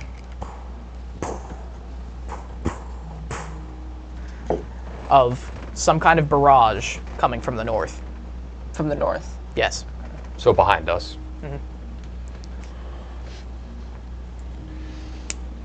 So wait.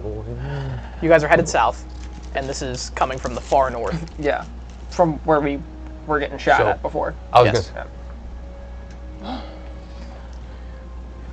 think that's another poor soul that found themselves in the capital Combine airspace. More than likely. That or some trigger-happy ensign saw a bird. Let's keep moving. Are they always like that? Not before. There used to be organization, and now with the Capital Combine and the NRO at each other's throats, every young lad is so trigger-happy they don't know whether or not to shoot or shit their pants whenever they see anything that looks like an enemy soldier. You can carry on. Sure. You carry on, just... You didn't see me try to tackle him whenever I first saw him. No, but I see what else you did. You've seen the other things I've done. You carry on, just accepting that that's what's happening, and basically acting like it isn't as you continue. And eventually, as evening is beginning to fall and the sun is coming low, you find yourself coming to the end of these tracks. They lead directly adjacent to the Northern Railroad. Blown to all hell, impossible to ride, but they move diagonally into the tracks and then suddenly shift parallel into them. Into the tracks or parallel, like... If parallel, the tracks are parallel with them, okay. Like following the tracks. Gotcha. It seems that this is what he was looking for. And then in the gravel, you actually, like the gravel set underneath the tracks, they're ripped up and like bent out of shape. Yeah. But you can't really follow his tracks anymore because you kind of figure out that he's walking along the wood and the gravel. To kind of cover his tracks a little bit. You can see the direction he's heading though. He obviously started following them. Would most of us be familiar with the type of locations that this track runs alongside? So like this major is stopping points?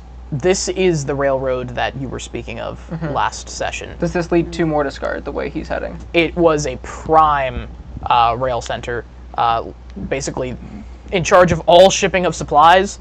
And there's like 7 different tracks, like adjacent to each other. And this was like the prime one leading from Roshador all the way to Mortiscard. And then conceivably it heads all the way to Rones if it weren't destroyed. So the one we're looking at right now, it's safe to assume this one where he's going is towards Mortiscard. It's heading south. Okay. I'll give it to the boy. He's a smart fucker.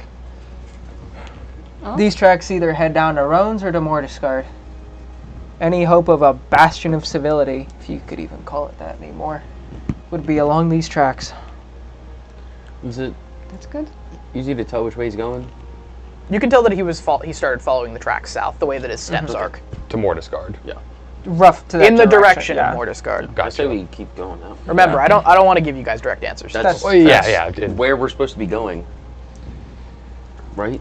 It's where we want to be. Considering he's following the railroad tracks by here, he either has a camp somewhere towards the south, towards Mortiscard, I would imagine, or he's taken refuge in one of the husks of the buildings that lay there. Regardless, it seems his path aligns with our own, so I say we follow the tracks south, try and find somewhere to hold up for the night, once we can. Very well. It's still about mid-afternoon, or... Yes. Well, actually, no. Now it's going on like 5 p.m. Okay. You guys have been traveling for a long time. In fact, use one of your rations each. Okay. So, also add 1 level of fatigue. No. He has been up for a long time. Fatigue. 1 layer of exhaustion, I mean. Yeah. Oh, there it is. To the fucking bottom. So, you follow the tracks. I don't even know how to do that. There's really nothing on the railroads that you remember Havrun, and most of you heard of, except maybe you, Kit, that these were some of the first things. These tracks, this avenue between the capital and Mortiscard and Roans was one of the first things to get the heat. Immediately when the Capital Combine faced NRO forces in Mortiscard, they carpet bombed the railways, cutting off any avenue to the capital. And so they're torn up. There's no trains on them. Pretty much all traffic paused when the Civil War began. And you follow these ripped up tracks for some time until you notice the steps coming off of the rails for a very slight moment as one of these tracks veers off to the right. Or veers off, like, it separates very slightly to the right from the rest of them. And you see the footsteps kind of move alongside it. And you can tell that he went this way. You follow it for some time, another 30 minutes or so, and you see a railway tower. A whole station, in fact. Quite intact. And we're going to take a break, and we'll be back in just a few minutes. Whoa.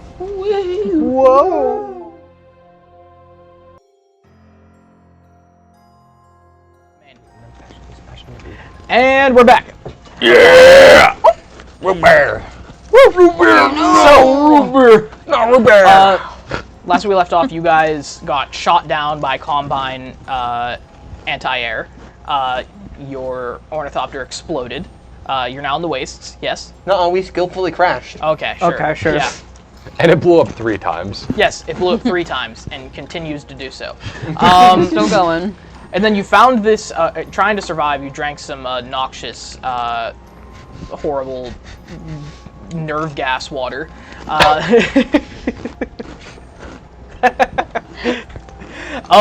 And then you carried on through the trenches, and you found some kind of survivor, scavenger, remnant.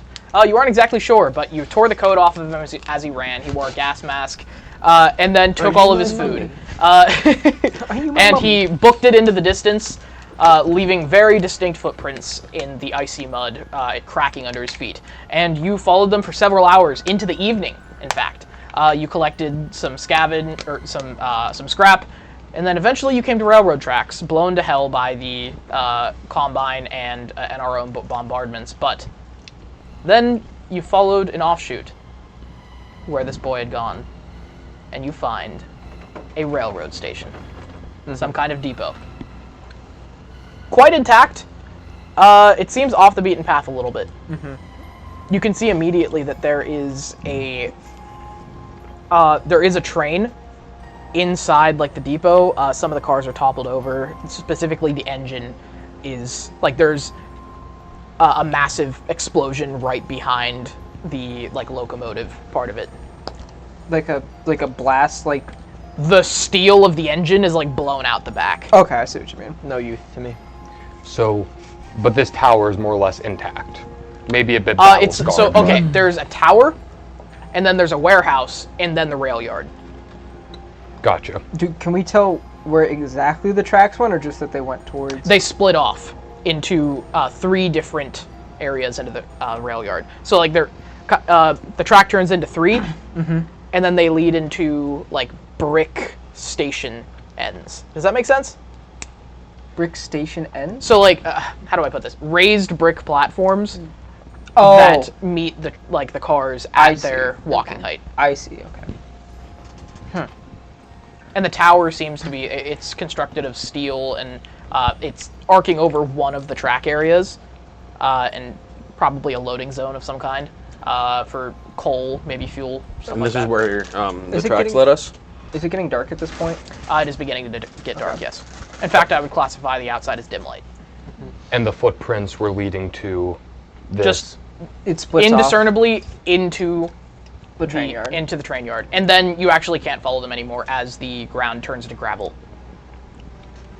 And no longer this mud. And this depot is remarkably preserved, probably due to the tree cover around it. And you are actually much closer to the mountains than you were earlier. Okay. Well, I think it's safe to say they're smart for taking cover here. Good place. Yes, but I'm amazed that it's intact and that it hasn't been claimed by anybody for some sort of outpost or anything. that's what worries me. Given the fact that it's in such good shape, it could very well be occupied. It almost certainly is occupied, given the fact that we followed tracks here. I don't like it. By bandits, survivors, or whoever else. Doesn't matter. I say we hold up here, and if they have an issue with it, we can deal with that when it comes to it.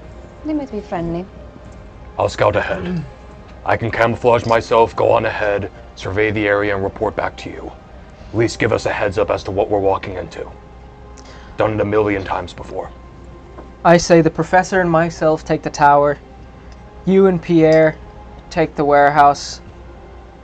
Silas and Celestia take the yard. Split up. Fair enough. Boy, you follow my lead, and if things get hairy, I'll need your assistance. She's just gonna... After what happened down in the cave, I'm not letting that journal out of my sight one more fucking time. It's for the journal. Alright. Sure. So, with that being decided, so what I'm gonna do with my disguise self spell, and there go my level 1s, is that, so, Yeah, level 1. There's the level 2s and then the level 1s. The spell burner. Do you have any spells now? no. I know. You're supposed to have some spells. I have 4 1 slots and 2 2 slots, and we don't rest a lot, so. So what I'm gonna do is, so disguise self lasts for an hour, and Can you sit up, Colton? Huh? Can you sit up? So what I'm gonna do is I'm going to cast it on my cloak, so like the entirety of like the cape and the hood. That way I can kind of cover it over me, while like my actual physical form and my garbs like underneath it aren't disguised, but the cloak itself is disguised to fit in with the snowy terrain. Okay. So as long as I like keep the hood over my head and kind of keep my face covered up, I could just camouflage myself with the snow. But the second like the robe or like the cape would be like taken off, I don't have that camouflage. It's just on the robes. Okay. So doing that, I'm gonna cast disguise self on the robes, put my hood up, and kind of gesturing Pierre along, I'm gonna move forward towards it wouldn't be a hangar. It's a warehouse. Kind of gesturing them along and just making my way towards it, kind of seeing anything, perception check for any individuals or items of interest. Yeah. So he's all disguised to be in the snow, and then there's me in my black and red armor. Well, I'm gonna gesture you to like stay probably a good 20 feet back. Stay away from me, you're dangerous. Yeah, basically. Okay. Blech. Ugh. Okay, that's a 7. Okay. Dog. You don't notice anything in particular. You notice that on the side of this warehouse there is a massive spray-painted logo of the Capital Combine. It's very faded, but at one point this was a Combine outpost. Gotcha. But that's all I see, no individuals, nothing that I can see. No. So you make your way closer through the gravel and up onto the brick platforms, maybe hiding yourself in the locomotive. And what you do notice is that there is a car near the back with it was hidden before by the contours of the train and some of the cars that were turned on their side. But in the very back there is a artillery car. No, so you make your way close. Cool. Oh my gosh. Audio works. There is an artillery car that hoists this enormous rail cannon that is actually extremely intact. It's buried within the other cars that have been upended, turned, and on tracks that can't move, but it seems to have survived the winter quite well, and that's what draws your attention mostly. I think Rogue Silas is in the fields. I'm gonna make my way closer to the You're gonna warehouse. see Silas walking out in the open. Do I see anything like interesting, like besides whatever? Perception check. 15. Say again? 15. 15? Okay. So, what are you doing? I am probably a good 20 feet ahead of him going towards the warehouse. Like, I kind of just him to stay back because if he's, glued to my hip, it kind of defeats the purpose of the camouflage. Okay. Just this big. So you're walking behind, just casually when you notice that Guillaume is like moving around and stuff, and then he begins to walk out in the open, and you look up to the railroad tower, and you notice a glint. You have a split second. Are we by the tower still at this point? You guys, so it's a little further off. You couldn't have gotten there before they're where they are. Okay. Ah, fuck. I don't know. Should I shoot him? Should I shoot him? I could shoot him. How far away is this? It's easily about 150 feet. Never mind, I can't shoot him. I'm just gonna pretend like I didn't notice him. Or what? I'm guessing it's a glint from the... Okay. Or something. That's what I'm thinking. So I'm thinking it's that dude. Say again? I'm thinking it's that guy with the fucking gas mask. That's what I'm thinking. Like, okay. That's what I'm thinking, and so I'm just gonna pretend like I didn't see him. Cool. So, you stand there, you see the glint in the tower, you look to Guillaume, then you look back. Oh my god, that's a nat 20. I'm not even... Look at this. Uh-oh. Well, it was a good run, guys. I appreciate you. You look to Guillaume, then you look back, and then you see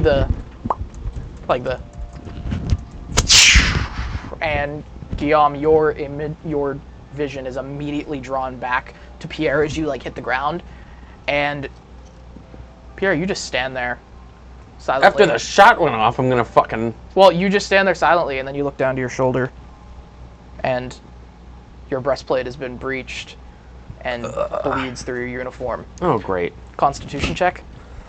And...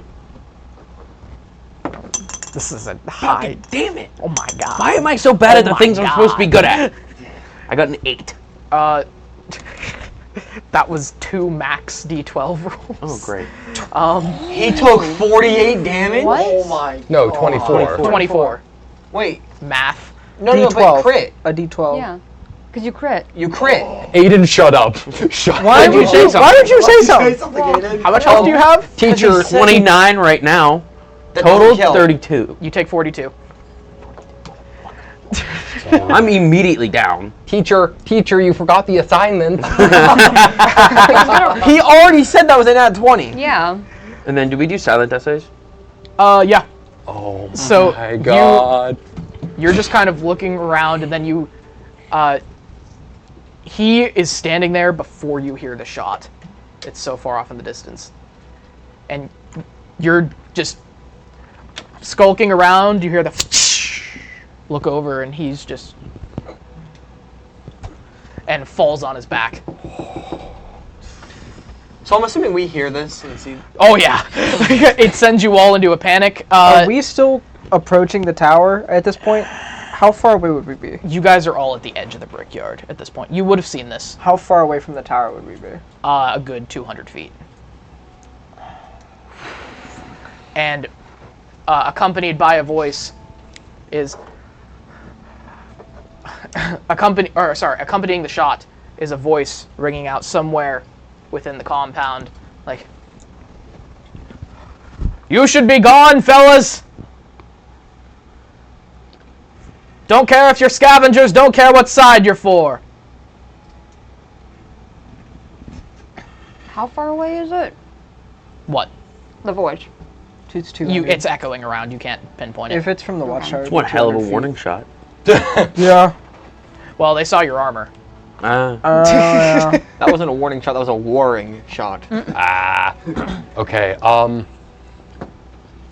okay, what I'm gonna do is, I'm gonna rush back to Pierre.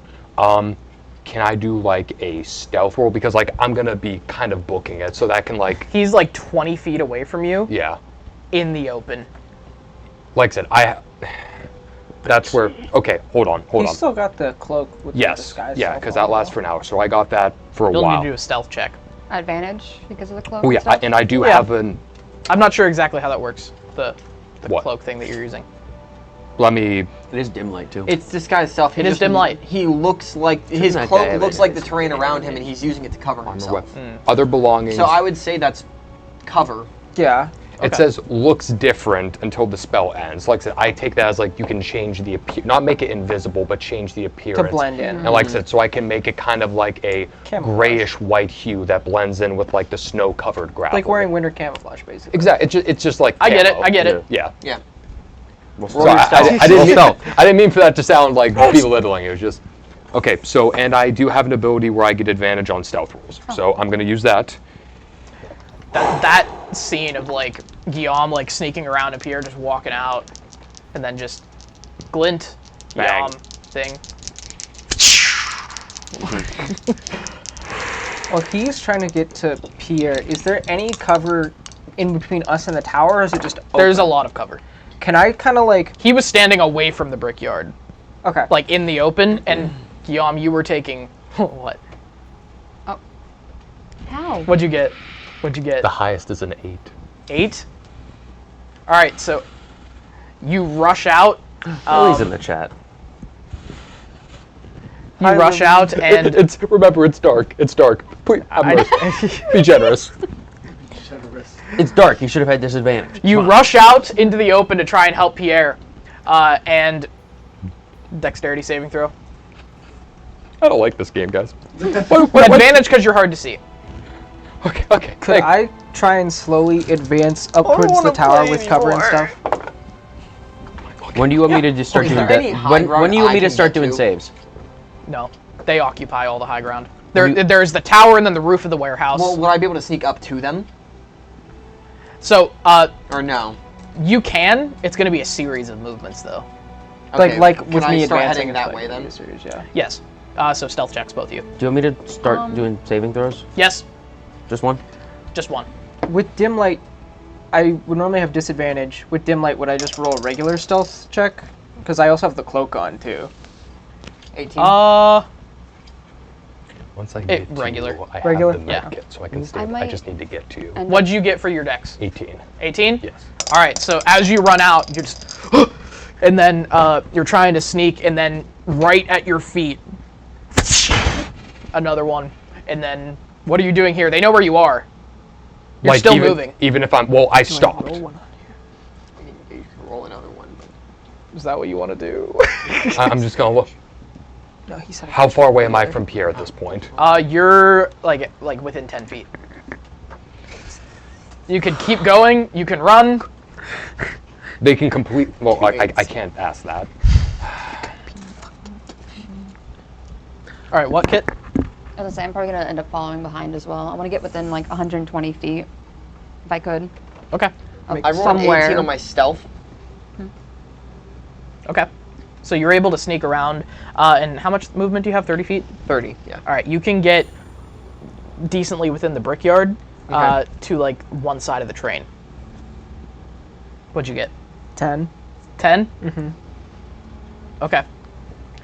So you're running through, and you hear the shot ring out, and then you immediately like drop to the ground. You don't make it very far, and you don't know where the shot hit. You just know that it didn't hit around you. Okay. So I'm gonna say instead of like being seen, you lose half your movement. That's fair. And then, are you gonna make a stealth one too? Yeah, stealth. Okay, I'm going to... Want me to take another one? Not yet. Not No. yet? Alright. Let me know. This is pseudo combat. Yeah.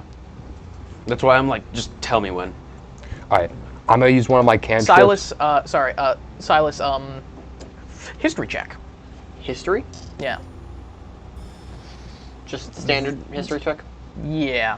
Very high roll. 21? 21! Mm-hmm. All right, you know the sniper rifle that they're using by the sound. What? Yeah. What is the rifle? You know, so you can't remember the exact name, but by the sound of it, you know that it has 4 high caliber rounds in each magazine, and then they have to reload. Okay. Understood. So they've shot twice or 3 times? They've shot twice. Twice. Okay. And you're with them, so they can know that.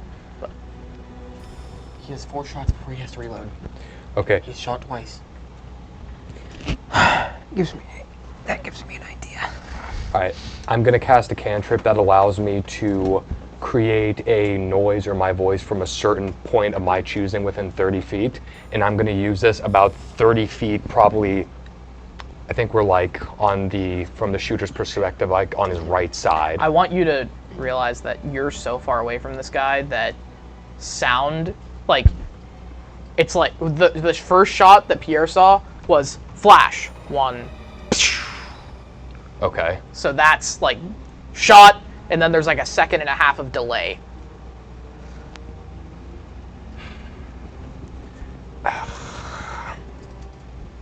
Those are high caliber rounds if you get... Think outside the box. Yeah. You're out in the open. He's got you in his scopes. Yeah. Can we see from where we're at? Like, No. no. But you could still like throw down something. Yeah, I could still do something. You're a good 60 feet away from them at this point. Okay. With, like, inside the brickyard. Are you referring to 60 feet away from the watchtower or 60 feet away from Guillaume? Yeah. Okay. The watchtower is still a good, like, 130 feet. Okay. I would assume I would have an empty can from consuming the rations, or would I have just tossed it? Yeah, you can have an empty can. So with that, I'm gonna kind of like,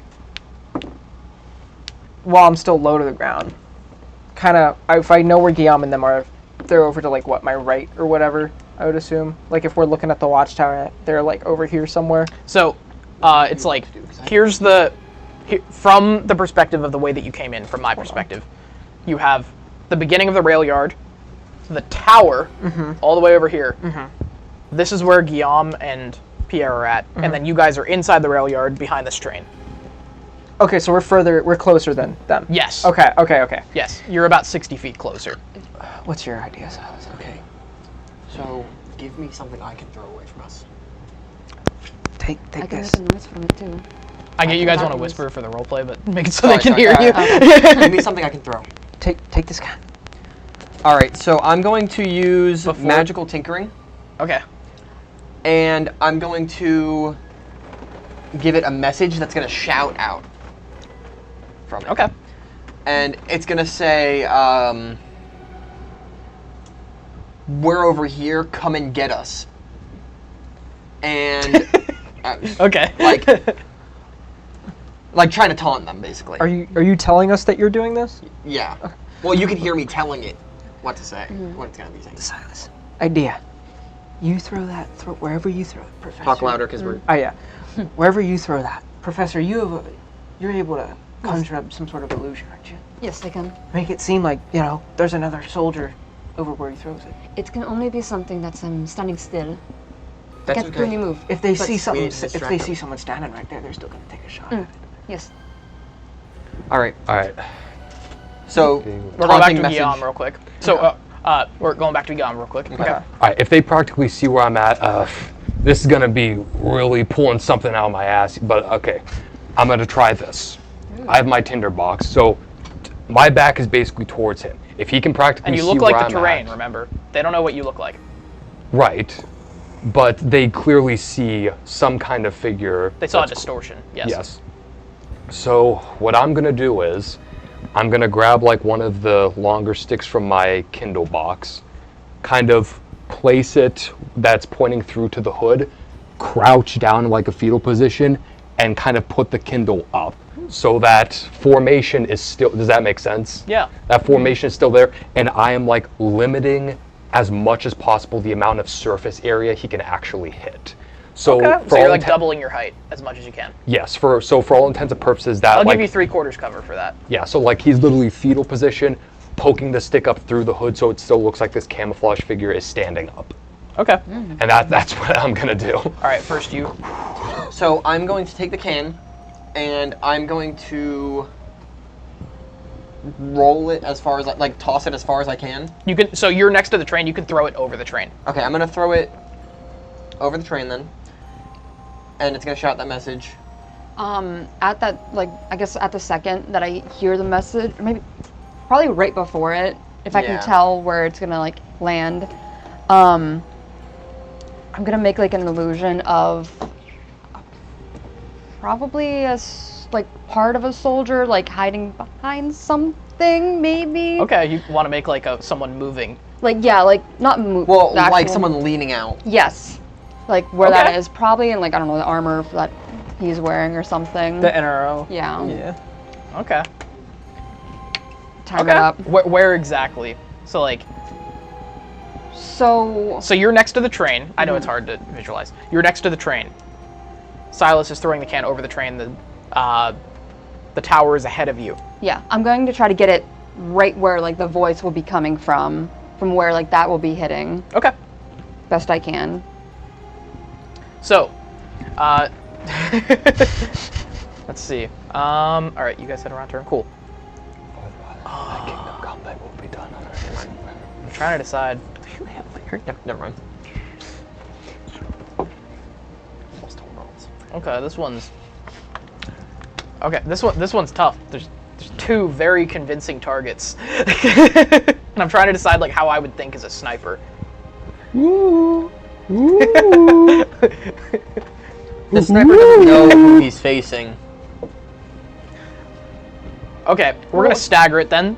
He's gonna do that first, and then your thing. Okay. I was gonna say, this one sounds like it's a real thing. And he's looking in their direction already. Yeah. I was gonna say he's already looking for Guillaume. So 3/4 cover. What does that do? It gives them like +4 or +3 to their armor class. I don't remember how cover works. What's your armor class? 14. 14. Oh, okay. So I love how you don't know what I rolled. So you do this as you keep moving toward Pierre. +5 bonus to AC. +5? Yeah, and +5 and dex save. Okay. So you put this up, and you're actually like thrown to the ground as like, let's say you had like a can or something on top of it, just to like do that. You hear the slightly after, feeling this swift wind over your head, like a few inches from the top of your head. Mm-hmm. Does it like take the cloak with it? It punches through it. Okay, but I still have it hanging above me. Yes. Okay. And then, that's 3. As he sees that, Pierre, you're on the ground. Mm-hmm. You're still conscious, just bleeding out. Yeah. And you see like the glint shift, and you can't exactly see the illusion that you created, but you hear the voice like, "We're over here," and the glint shifts, and then I guess it doesn't matter. So you guys arc around the train to see where this is, and you see this a shot ring directly through the forehead of this illusion after shifting like 20 feet in the radius. And that's 4 shots. The second he fires, I'm going to double expeditious retreat. So I'm going to be moving at 90 feet. Okay. I'm gonna 90 feet? I was gonna say I'm gonna follow suit kind of And- behind him too. Lockwood. I'll follow third. Yeah, 90 feet. I'm hauling ass. What are you Guessing doing? I'm rolling again. Okay, Wait a second. Like towards them, trying to get up. Okay. So with that, you're able to get to the foot of the tower. Let's just say all of you for the sake of it. Okay. You guys are able to get to the tower, and like post up against the wall. There is a heavy door leading into it. It's like think of it like a like sheet metal. Okay. I don't know. Is if it? I'm sorry. Go ahead. Go ahead. You can ask a question. I was gonna ask if we can tell if it was locked or anything. You haven't tried it yet. Okay. What are you doing? okay, so as that bullet kind of went through the cloak, I like laid it down with the momentum and kind of put myself underneath it, basically playing possum. Okay. And I'm about, what, still 10 feet from Pierre? Yeah, thereabouts. And you're just laying flat, Yeah. and after a few seconds, you notice the distinct lack of fire. Do you want to peek out and see? Like, I'm literally gonna, like, poke an eye out from my cloak, kind of directing it towards the tower to see if I can catch, like, a glint. You don't see anything. Okay. Is there a side stairs going up the tower like a lot of train yards have? Or is Not the inside outside, of it? no. Okay. It seems that there's only something inside. Question. Is there anything like a balcony or anything where if There are scaffolds higher up. there yes. are? Okay. And you don't see anybody on them. The glint... Oh, you guys didn't see the glint. I propose something. Okay. I have a war pick in my like as like a side weapon in case I get my longsword knocked out of my hand. He's still my heart away. Take the rope, tie it around the end of the war pick, and try and throw it up like a grappling hook to climb up. It's about 20 feet high, so you could do that. Check Okay. out the big brain what on Brad. are we thinking here? Dex. Dex? Can I give guidance? Yes. Okay. Oh, do I still? Oh no, I don't have bless on me, do I? I assume not. It only lasts for a minute, so no. Yeah. So, Dex. Perception check, you three. All of us? Okay. Yes. I also had something I'd like to try in a second. 18? It's a nat 1 on perception. Yeesh. Who got what? 18. I got a nat 1 on that perception God. check. As you see, and I imagine you guys are like breathing heavy. As you see Havroon like step away from the tower, you hear the shifting of steps inside the tower. People moving, metal creaking. So, okay, then while I'm giving him guidance, can you move quietly? Why is that? There's people inside. Oh no shit, but did you hear him moving around? Yes. Keep an eye out if you see them pop out anywhere near Dex. the scaffolding. Dex? On who? And Guillaume, at this point, just to be Well. nice, you notice that there are no shots ringing at you. You figure that you should have heard one by now, Yeah. and you see an opportunity to get to him. Dex saver ability check. On who? Say again? Dex saver ability. Ability to throw the thing. On me, okay. All right. Seeing this opportunity, I'm gonna kind of. I think it'd still be smart to still like have the cloak on me, so I'm gonna kind of like grab it, rush forward to Pierre, skid alongside him, and I'm gonna use my healer's kit to stabilize him. Okay. So it just reduces him to 0, but he's not in the dying state anymore. So kind of doing this. Was it a clean like exit? Is the bullet still in him? He is bleeding badly. Okay. But like, is it a clean hole? Like there's like an exit wound? Yeah, it's straight through. Okay. So seeing this, I'm just gonna grab some like basic like medical equipment to stop. It's like that large. Okay. Yeah, I'm just gonna. This is like a 50 caliber round. I'm simply gonna like stabilize the exit wound, cut down the bleeding, and do what I can to just ensure he doesn't bleed out. Like I said, he's not in any good condition, but he's stabilized. And that's basically the extent of that for now. Okay. I don't have any spells. Medicine check as well, just to stop the bleeding. With the healing kit, you don't need to do a medicine check. Okay, fair. He I just stabilizes you. Do you guys want to have a conversation at all? You're awake. I'm awake now. Yeah. You're not up, but you're awake. I'm awake, and I'm still sitting there, and there's still a fucking bullet hole in my chest. So I'm just not saying anything and coughing up blood. Right. I'm. How tall are you? Like 6 foot? I'm like 6'3". There is no cover within 20 feet.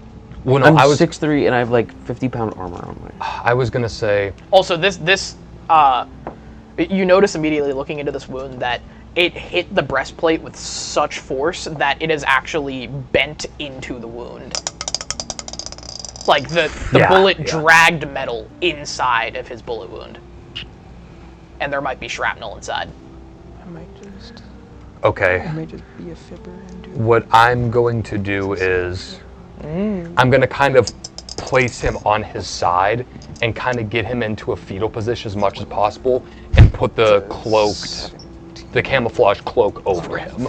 Okay. To kind of try to hide him in the snow as much as possible. Maybe he's got like a foot or some of his head peeking out, but I'm going to try to condense his 6-foot body into like, I imagine I'm 3'5", so my cloak could make the argument that's probably 4 foot because it dangles a bit.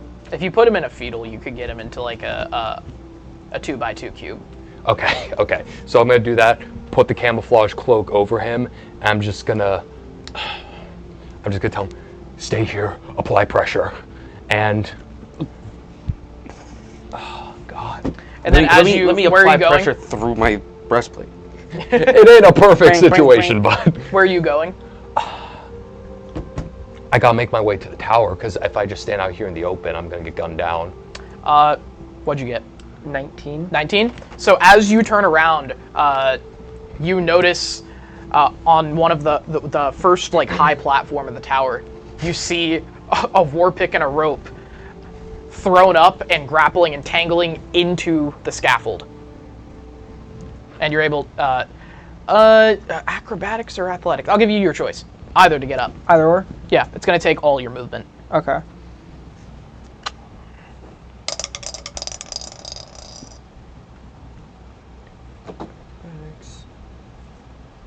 Sniper! 17. 17? Yep. Can I argue that it won't take all my movement because I can bonus action expeditious retreat since my spell is active still? Of course, yeah. 12. 12? You can get up. Okay. 9. 9? You make it about halfway. Okay. And then like Lilli's just tagging along, obviously. Yeah. So what am I seeing up on that? So you get up there, and again, you hear the footsteps inside the tower. Can I see in the tower? No. Okay. The tower is quite intact. It has a concrete base and then metal walls. Is there a way in from there, or is it just not on the side that you're on right now, but you used all your movement. No. Oh, you didn't? Okay, you can go around the side, and okay, you sneak around to I'm trying to hug the wall so I'm not out in the open. You hug the wall, and basically you peek around the corner, and you do see a doorway. You don't see anything there, though. Nobody there. Okay, can I try to open it, or am I out? You haven't moved around the corner yet. You can. I'm just telling you. I'm taking it step by step. Corner. Okay. You come to the door, and it's... To tell if it's locked, you'd need to play with it, which might alert anybody on the other side. Havarun? Where are you? You said my movement speed's like climbing up here? Yeah, we'll take a second here then. Okay. Cade, Pierre? I'm still not able to do anything. Cade, what are you doing? Okay, I got basically nothing to treat him beyond getting him to 0. So out of spell slots. Can't you just help him up? Cleric. I'm still dying. Or no, I'm not dying. I'm pretty sure you can just use help to get them to you 1. can. That's what I was saying. That works. Yeah. Like to just kind of drag him along because I'm half his size practically. No, help. I mean, like to make it so he's not dying on the ground. Okay. Could I do a medicine check to like see if I could get him to any state beyond 0? Yes. Okay. God,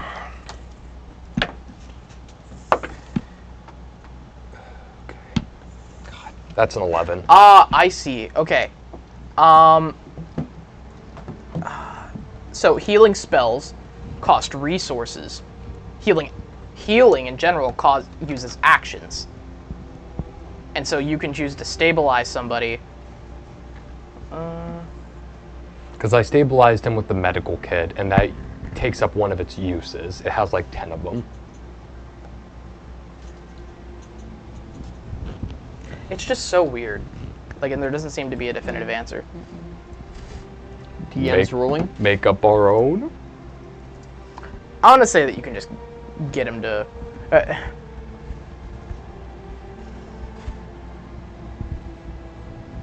It's a toughie. So like okay, he's definitely stabilized. I'm gonna say that like, we'll do steps. You have to stabilize as an action, and then you have to heal as an action. Or you could just heal them using a spell. Okay. Does that make sense? Yep. And that goes for everybody. Okay. So stabilize, then heal, or you could stabilize just use a spell. for one action. Then to get them back up, you have to use another action, and that's 1 HP. Sure. Okay. And then, or you could just use a healing spell to get them up. Gotcha. Okay.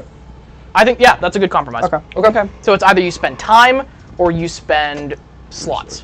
Gotcha. Okay. Or potions, resources. So if they're in the dying state, if you cast a healing spell on them, would that stabilize them and give them health back? Yes. It would get them up instantly. Okay. All right. Well, since he's stabilized, I rolled the heal with the medicine For some reason, check. Lilli's audio is not coming through. It was an 11. Oh. Shut up. I was like, oh no. 11? Yeah. You get him up. It's a base 10. So you get up to 1 HP. 1 HP. And then we'll get back around here. We'll say that was the turn. And you notice that you look back at the tower frantically, and you see them up there, and there's no more shots ringing out toward you. Okay. You're still out in the open, though. And you guys, in your turn, Quincy, you get up to the top. Kavruin, you're able to move around the corner. And then you immediately, Quincy, as you get up onto the platform, you immediately like slink against the wall as you look down through the grated balcony, and you just see a bunch of shots ringing out through the metal that you were standing there by. And you guys hear this as well. Go. I have a question. While they're firing, can I try to fiddle with the door? Yes. So there's noise covering me? All right. Thieves' tools? Right? I got these guns and shit, and I just have a really big sword. And it is locked. Yes. Question. The suture that I have, the gun sword thing, if I were to use that as like my flintlock pistol before I, make the actual weapon itself, would that be a modified to hit, like a +1 or something for the shot as well as the hitting with the actual sword? Yes. Okay. That's a 19. 19? Yep. Okay, you break the lock, and then you try to push through, but it's barricaded somehow. And then the firing down below stops. You guys like freak out and drop to the floor as you hear this. I'm already on the floor. The sound that I used is kind of inaccurate. It's more of like a heavy like burst, like.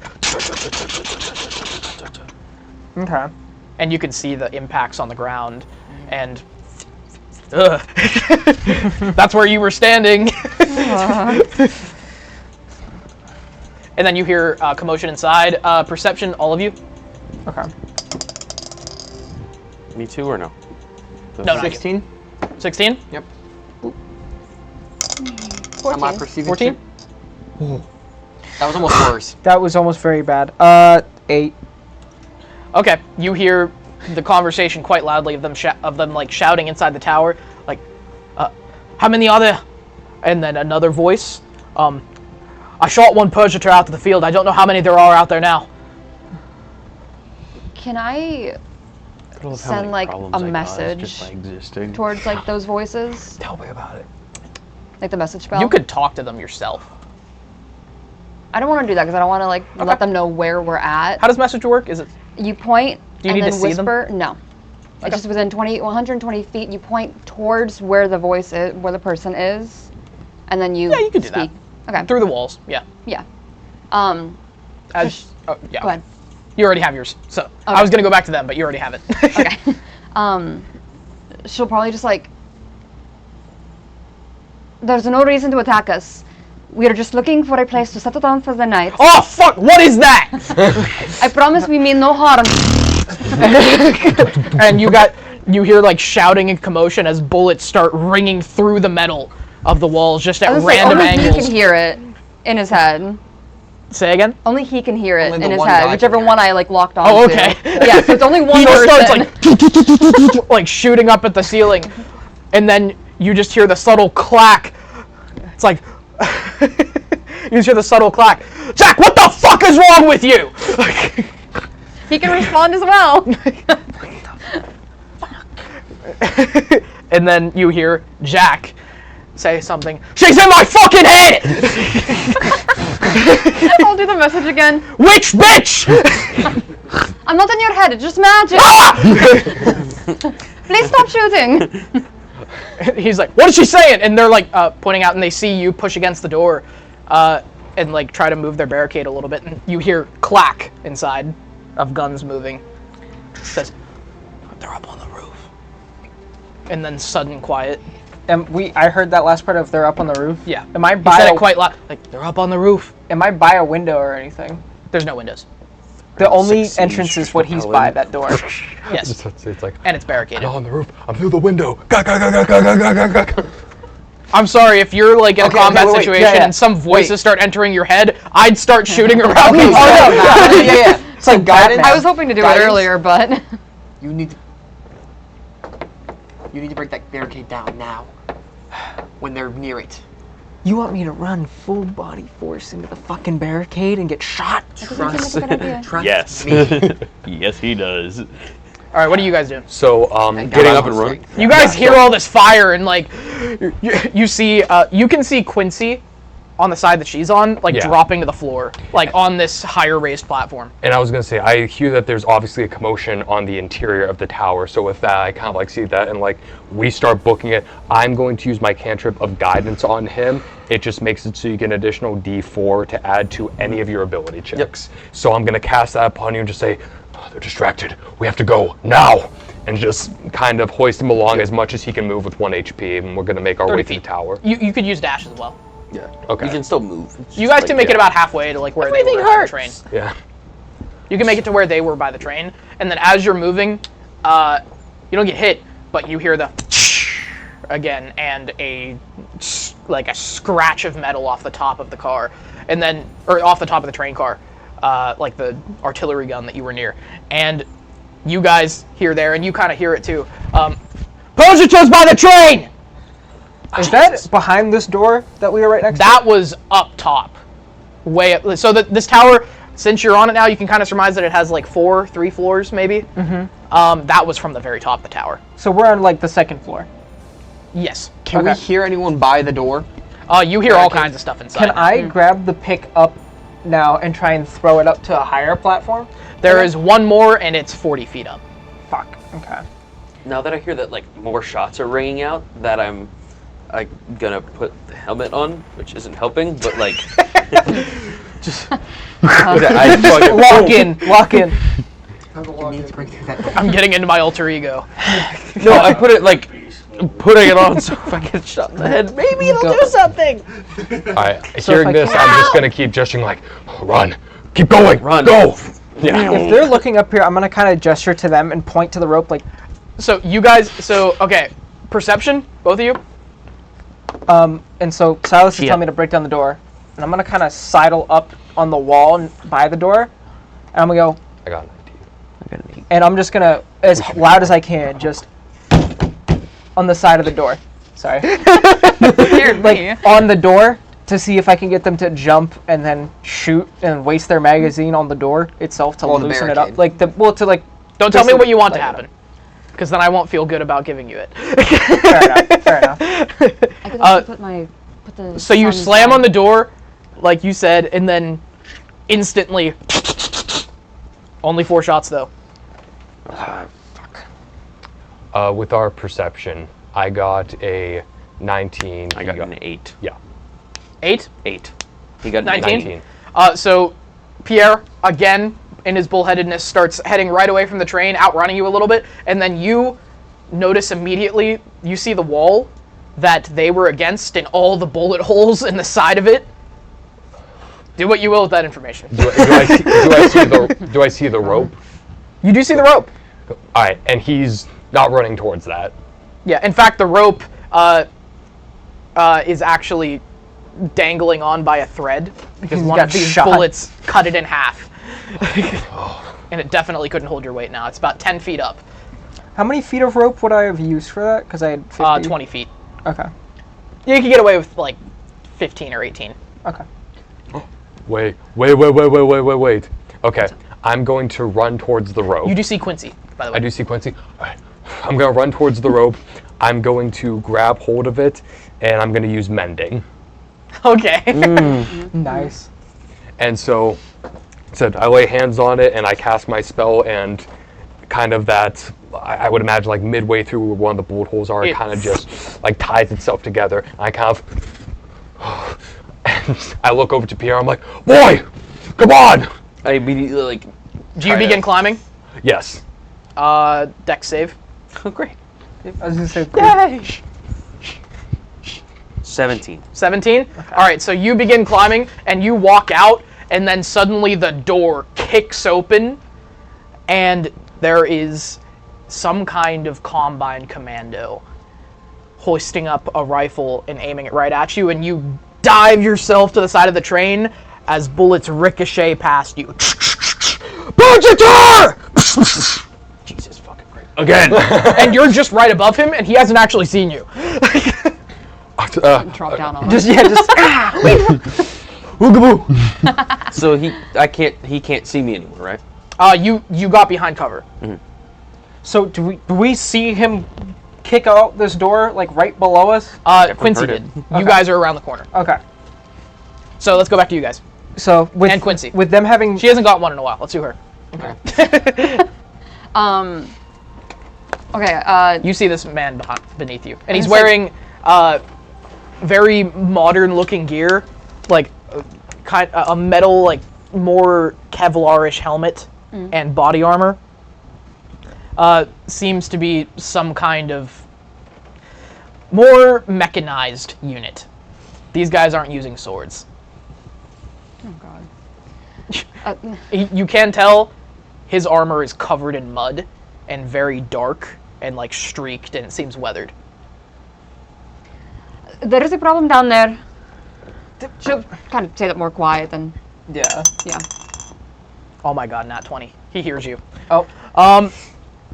He immediately hears you and then trains his gun up and then finds Guillaume and settles back and is about to pull his trigger and then squeezes, and then one of his men comes by and slams his gun down. Are you fucking crazy? That's a Tranquil Priest cleric. He's helping an LRO! And he pulls him back. He says, down! And puts him down. Calm down, master. We'll take care of this. And he starts running toward around the train yard to get you. Cool. Can I hear him coming? Yes, but you're prone right now. Is he below us where we're at Yes. this point? Okay. Can I try and drop on top of him from up top? He's too far away for that. Okay, seeing this, You can talk to them. Yeah. Seeing him run towards Pierre, I'm going to say, halt!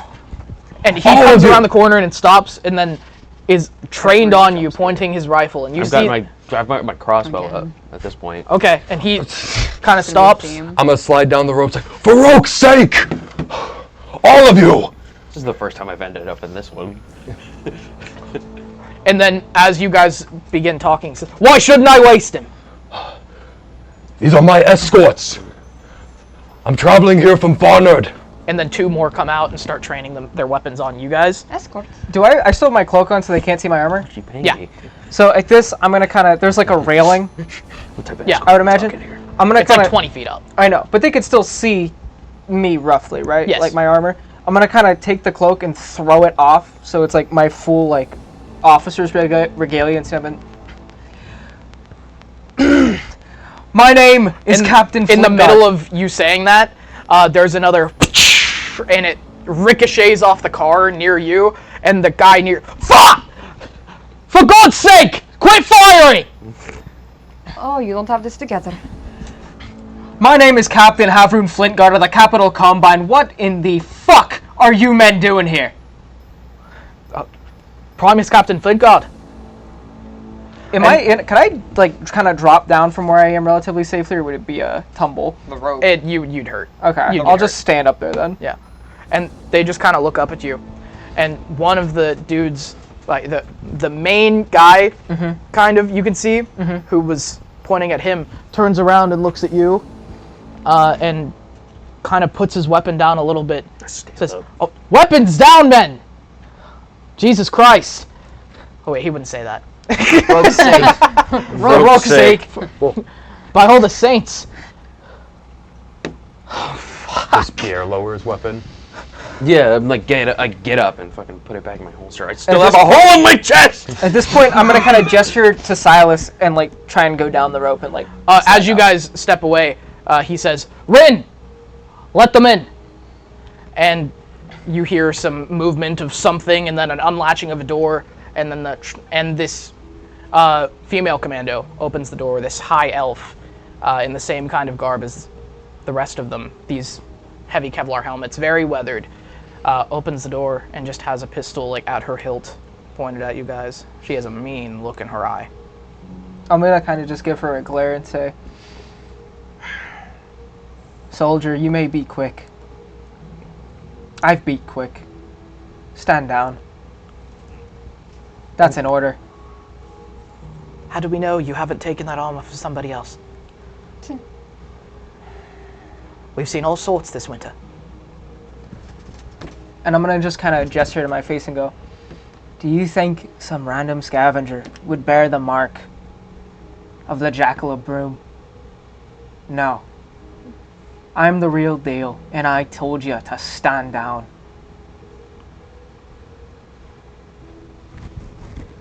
Ooh.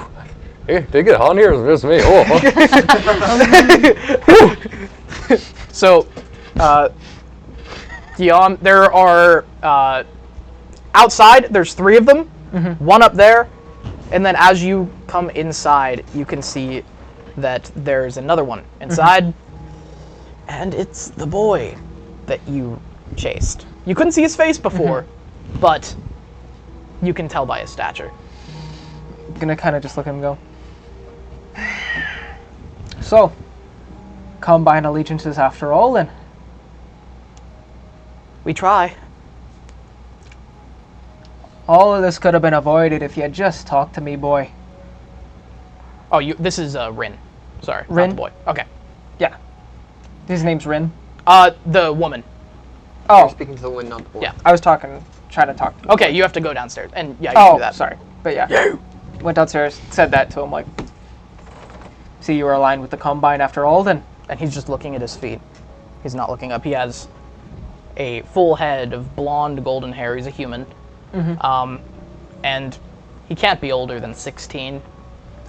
I'm gonna kind of just walk up to him at this point and slowly extend a hand and kind of put it on his shoulder. And you like, can very softly. You can basically grab his entire yeah, his entire shoulder in one hand. But yeah, basically just kind of grab his shoulder and just say, "You did good, lad. You survived, you got out of there, you came back, and you held up defensive positions and warned them about enemies coming. Remember that. How old are you, boy?" I'll be 15 next month. Jeez. The fact that you're able to pull that off as a lad of only 14. You got heart, kid. Don't forget it. And I'm just gonna kind of give him a tap on the shoulder and say, "As you were," and then go kind of walk towards the door to go link up with them again. He's just standing there, kind of bad. And as you walk toward the door, Rin comes around back with her rifle and just kind of like punches him on the shoulder. "Don't let it go to your head."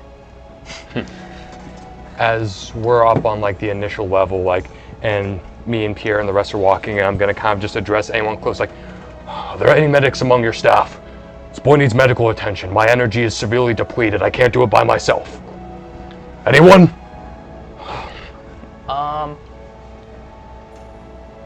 You'd be the best chance we've got.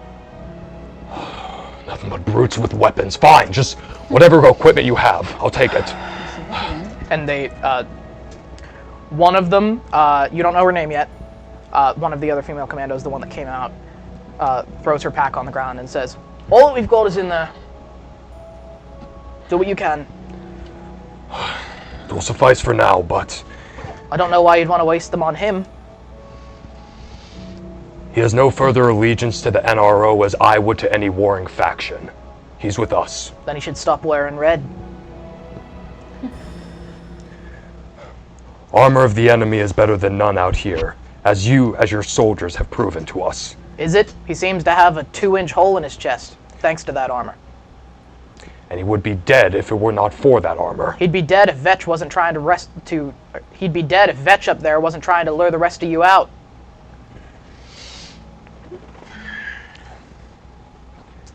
I'm just gonna kind of, as like, I assume that's said with kind of like a somewhat smug tone. I'm just gonna kind of go, Soldier, you speak of having a tactical advantage. If I'd wanted to, I'd climb that scaffolding. I could have breached through that door and taken at least the sniper down within a second. Oi, sir, leave them be. They've been having quite a time, as you can understand. I understand completely. I do not mean to insult the soldiers who are just doing their job. But do not let arrogance blind you from tactician. With all due respect, sir, we've been out here too long for a lecture about protocol and respect. There's not a lot of love for command here, I think understandably. That I understand, yes. Trust me, I've had my fair share of commanders who I have had anything but respect for. So I do not ask for respect simply because of my rank. I ask for respect because of what I've fought for and the scars that I hold from the fact that I've served on the front lines with your kind before. I understand it. Silas is actually doing this. And the other ones seem not to be listening. They're kind of scorning away. The leader one, though, that's speaking to you says, I understand that, sir. But we've been here longer. Fair enough, lad. We've gotten off on the wrong foot. So allow me to introduce myself. Moen Halvek, Lieutenant of the Legion's Urban Combat Corps, 97th Airborne Infantry. This is a mixed unit made up of anything we could find, mostly my men, the Brick Flayers. Would I know that name? No. No. Brick Flayers. You said you're with the Airborne. Well, when you're fighting in the bricks and the mortar, yeah, you come up with things. That one up there is Vetch. And then you just hear like a clunk upstairs and this dude holding this heavy rifle over his shoulder.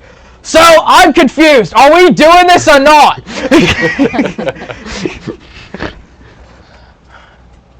You got one hell of a shot with him there. I don't know. He thought at a mirage and a blanket. You need to remember, he put it right between that mirage's eyes, though. True. Are you talking about me?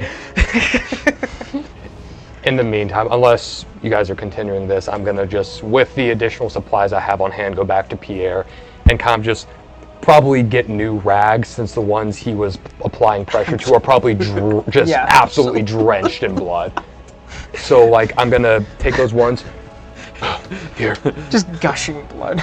I'm just. You're able to get him. Let's say I'm sitting there like I took my breastplate off at this point. I think I'm gonna kind of, maybe they gave me like some form of like ointment or like adhesive to apply to it. There's medical glue and suture kits and everything. And as I'm applying that, I'm gonna hand him the rag and say, I'm not gonna be able to fully seal that wound until my energy is recharged. So, same thing as before. Apply pressure and do not falter. If you allow that rag to go, if you stop applying pressure to that wound, you will bleed out within the hour. Understood? Mm-hmm. And the whole... I'm exhausted. I got shot in the chest! Whatever, Dad. I was dying! Do not mouth me, boy! The whole time you're doing this, the soldier who gave you the medicine, I can't tell you her name yet because you haven't said it, but the female soldier, not Rin, is standing just with her gun and her eyes trained on him. For oak's sake, at ease, madam. We're not your enemy. And she doesn't answer. She just kind of keeps staring at him. Guillaume, whatever lets them have whatever puts them at ease. Let them do it. I lock their eyes. training. I lock eyes with her and like I'm fucking like coughing up blood and just. Can I ask about what he's about? He doesn't bite. Unless he has to. Or does he? You all had the same reaction I did when I first met the boy. Our first interaction was trying to kill each other.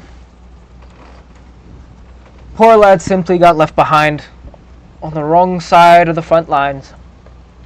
He's harmless. Well, not harmless. I mean, you've seen how big the lad is, but it's like a dog on a leash. Don't give him too much free rein, he won't bite you.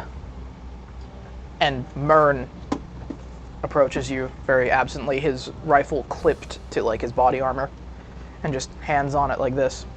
So, I can respect someone who's gotten lost on the front lines, but don't test us. And he walks away.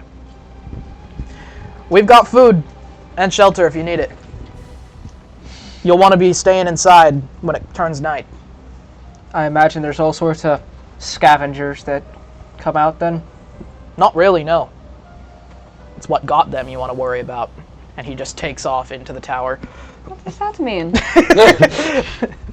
What else is there out there? Can I whisper to Havron? And then, one of the other ones passes by, answering that question. You'll hear it soon enough. What does that mean? So, I thought there was nothing. Airborne. That means they should have a ship somewhere. No. No?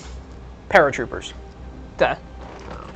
Silas, you know the Air Force, how we have the ornithopters fly through, and you see those poor bastards that get shot down or dropped out of them behind enemy lines. These are those poor bastards. They've got nothing but what they got on their backs. So, they help you up, and they urge you inside the tower, and then they close the door behind and put this massive barricade in it. Same with the second story, and they lead you guys up all the way up to the top floor. Okay. What is that supposed to keep out? Why will no one answer me? And it's turning quite dark at this point. And upstairs, they were apparently in the middle of preparing a meal. There's a rat on a spit. We ruined dinner. There's a rat on a spit and several different like plates and cups spread around. For a single rat. Yeah. That's all he's got. I was gonna say, and I see this. Can I kind of? That's why the boy was out there. I was gonna say, when I see this, can I kind of just? I'm gonna take 2 cans out of the thing. The rust cans, rust soup. Not the soup, not the soup. Rust soup. 2 of the rations kind of out of my thing go. 2 cans of Spam. Take this. We got our fair share from the bunker that the lad over there was trying to raid. Well, from his description, it was more than fair on your end. Yeah. And he takes them and then hands them to Rin, who begins preparing food.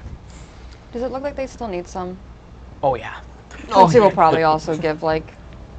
Okay. Sugar There cane. are 5 of them, not including the boy. So, like, 5, like, adult fighters, and then the boy. They ain't getting So shit 6. from me. Fuck that. Yeah, Quincy will give 2 then. Fuck. And the leader, That's my fault. Mern, begins introducing them. Oh, sorry, there's 4. Sorry, not 5. So 5 including the boy, plus Mern. He starts introducing them. Again, Mern Halvek, previously from the 3 gates. Over there we got Vetch, and he's still got this massive, like, basically anti-material rifle just over his shoulder. And he's a very gaunt-looking fellow, long facial hair, long for a soldier, at the very least. Older, looks about 30. He's a human. Then he gestures next. That's Rin. She's not from our original crew. She's a bitch. Rin, what was your division? And she starts talking, starts looking down. What? And, just, playing in her food. And The red light district? starts playing in her food, and then he asks the question again, and she responds, "Oh, I was in the armor division. 1st Mechanized Infantry. Mixed unit. Interesting. Then after that, 2nd Armor, 3rd Armor, and I've managed to make it through all the numbers now. Been here since summer." I gotta hand it to you. Many of the men I see go into the armor division don't last a week, let alone going through all the divisions like they're checking off a few boxes. You'd think being in a big metal box would protect you. It just makes you a bigger target in my mind. Exactly. And that's when you notice that she's got like a bunch of like black specks and scars on the left side of her face. Like some kind of ordnance hitting the side of a tank and then shrapnel spreading into her face. Okay. And then they continue. Byrne says, "That's Jack. He's been in my crew for some time. He likes demo." And he doesn't say anything. Then the boy's Toma. Ain't that right, Toma? Where are you from? And he just looks down, says, "I'm from Mortisgard." He didn't enlist. We just took him in. Quick on his feet, though. There he is. He avoided me, the big brute over there, and pretty much everybody else here when we tried to catch him. I let him. Good lad.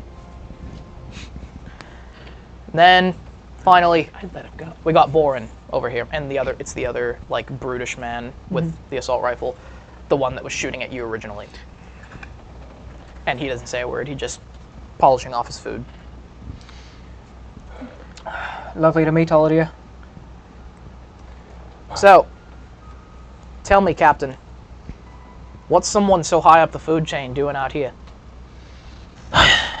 Well, at least let me give you a basic introduction. This here's the professor, Quincy. Ma'am? I'd say it's a pleasure, but not entirely. I understand. This here is Silas. He knows his way around mechanizations. He's a... Really? It's the word I'm looking for. A vulture? Weasel. Well, we got plenty of those. Weasel. You might be interested in what comes later. Huh? You'll see. And this one? The big lad's Pierre. I don't know if that's a gesture in this one. It is. Oh yeah, just immediately, fucking. And he just looks at you and then rolls his eyes. He's a young lad. Got a bad attitude. Half-decent fighter. Lets his anger get the best of him too much, though, in my opinion. And then, of course, you got the priest over there. Guillaume Vamender. High cleric of the Tranquil Pries, slumming it down here with us. I once considered joining when I was a boy. Well, not many of us follow through with the dreams we have as children, now do we? That's depressing. I found the politics a little much for me. Too much bad blood. And what do you mean by that? Well, we ain't exactly been treated nicely down in the Three Gates by the Tranquil Pries. The Tranquil Pries are a non-party system. They apply aid to anyone in need of it. Exactly. Except you don't. We had the big floods back when, a few years back, before the Civil War, when I was a boy. No one came. This is news to you. Yeah.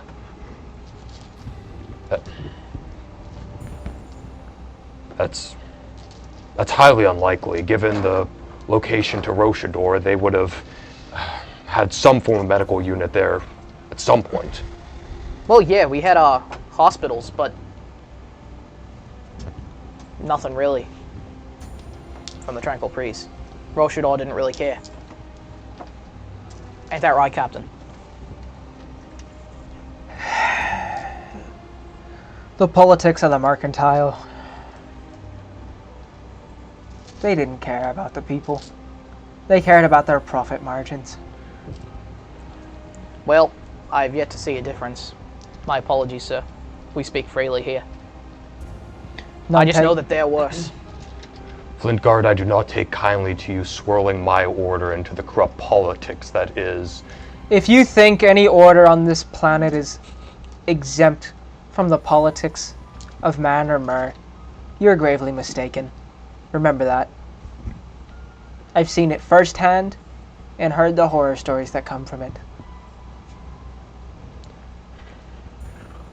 Well, regardless of what you speak is the truth or not, I am here now. And seeing as you have no medical staff on hand, I would be more than happy to help out any of the troops you have stationed here. Well, this is it. Remnants of over 100,000 mixed between our units. Wow. See that land out there? Remember I said urban combat corps. Look urban to you? Used to be. Mud's a lot different from brick. Aye. So, Mern, you asked what was doing out here, you know, member of High Command and all. Long story short, I was at Farnard. There was an attack on Farnard. Yes, that, as you said, we speak freely here, correct? Aye. That ass of a Marshal Nares was leading men directly into a... Who's Nares? Suicide mission. Highborn lad. Head so far up his own ass with ideas and delusions of grandeur. I was his second for some reason, but regardless, I was there. Everybody lost at Farnard. We hitched a ride on this one's ornithopter. We're headed towards Roshador and got shot down by some new fort that I've never seen before to the north. Ah. Tower Tempet. They threw that up a few months ago. Used the winter. They suspected there'd be some kind of NRO movement here, I assume. Every time we've tried to get close, we've gotten shot at. Interesting. I tried getting into radio contact with them while we were in the sky, but regardless of what I said, they switched channels and completely cut us off, tried to shoot us down. You were shot down? Well, they tried, but, you know, our pilot over here somehow gave Where's us your ship? Gone. So you got shot down? More or less. I don't know what's going on in the Combine. You don't sound to have much more information than me, Captain, but far be it for me to breach the clarity of command, operational security and all, but how goes the war? For my understanding, given the fact that they're keeping such strict borders on the north, and I doubt we've made any headway to the commoners, and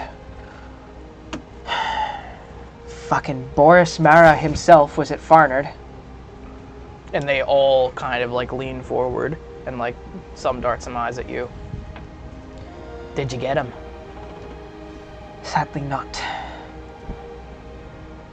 The old fox is still as fucking cunning as ever. The boy did take his best shot, though. He did. Did he? Managed to wound him, if you could believe it or not. Mm-hmm. Well, perhaps we misjudged you. As I said, he has no allegiance with the NRO. Ship has long since sailed. Well, I'm serious then. He should definitely take off that armor. There's bound to be other ones like us out there. That is, if they survived. Where do you intend to go, Captain? Gonna try and get to Mortisgard. Find a ship if there's any left. And slowly but surely sail up the coast to Roshador. It seems as though walking on foot's a death sentence, so it's the best bet we've got. You'd be right about that. It'll start soon. You'll see. You speak of the things that are out there. The things that go bump in the night, as it were. They don't bump. They scream. And then suddenly you hear womanly screams in the distance. Just this harrowing, like, ear-splitting scream on the wind. Now can we explain this? Please? And you're all taken aback by it. And the rest of them, they just continue eating. Like nothing happened. And they echo in the distance ceaselessly. It carries on and on and on and on. Would I have any recollection of what this could be? No. No?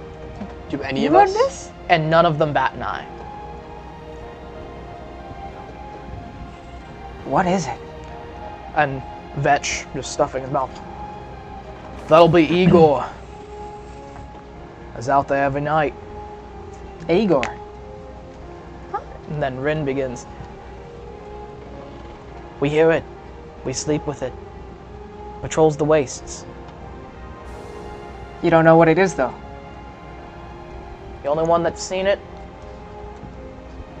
is, what's his name? The boy. Toma? Yeah.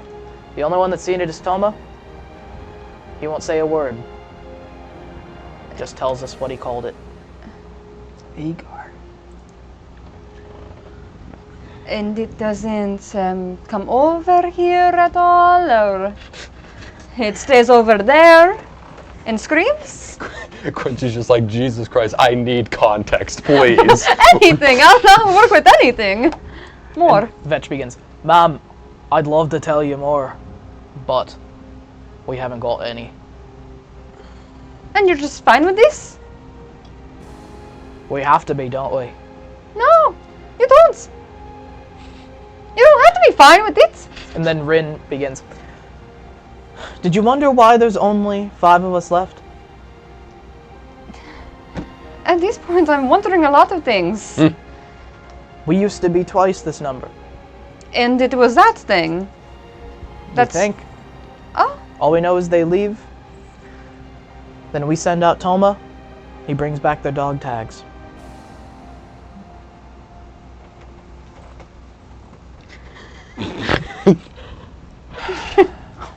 Does it only come out at night? And Mern begins. Yeah. We hear it. It's basically like the wind now. Might as well be music. What? These help us sleep though. And Rin, and she goes into her pack and then begins handing out these syringes of something, and begins looking at it. Like, gotta stay functional somehow. Then immediately rolls up his sleeve, and then ties it off, and then all of them start doing this. You are not doing drugs just in front of us.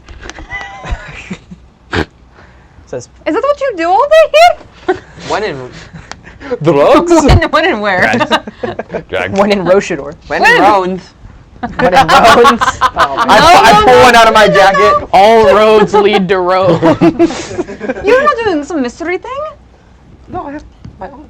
You have your... He knows exactly what it is. He tells it. And he's tying it off. He says, listen, Mom. We've got to sleep somehow. Just knock yourselves out like normal people. Count your out sheep. there, and it's just and it just again and again, blood curdling screams. I'm sure it blends into the rest of the night eventually. Not when it gets close. I thought you said it stays over there. I never said that. I was hoping, I guess. How long do we have to stay here? I want to be here. I want to go. I want to go. It's just like, Do you have a rough idea of what time it might be?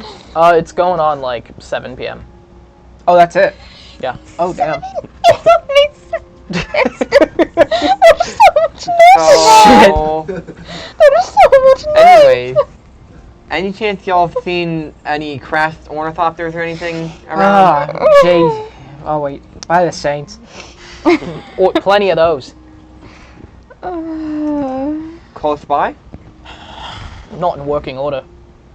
Silas, if you think you're going out there right now with that thing out there. Not right now, but later. It is done. Quincy is upset. Enough parts to get into working order? Oh, no, definitely not. Why am I thinking? Nah. You think we wouldn't have tried that? It's been a long winter. Listen, my best recommendation is that you try your best to get some sleep. Oh, don't mind if I do. And then I suggest you stay with us. Every man that we've sent out there by themselves, Toma finds them. In various states. Various pieces. Speaking of which, kind of just observing this motley crew of individuals, specifically Toma, because he's like their scavenger. Do I notice anything in terms of like drastic, like exterior wounds? Like he's clearly shell-shocked and probably pretty... He seems pretty well taken care of. Okay, not even like famished, like he's emaciated. Skinny. He's a small boy. Okay. Okay, so like nothing that I feel I would need to immediately... No. You get the sense very quickly that, especially given the state of their medical supplies, that if you get hurt, you don't recover. Okay, okay. Well, in that case, well then, we best try to get some rest. So, how does he always return untouched? Who, Toma? Yeah. Ask him. Boy's basically mute about what goes on out there.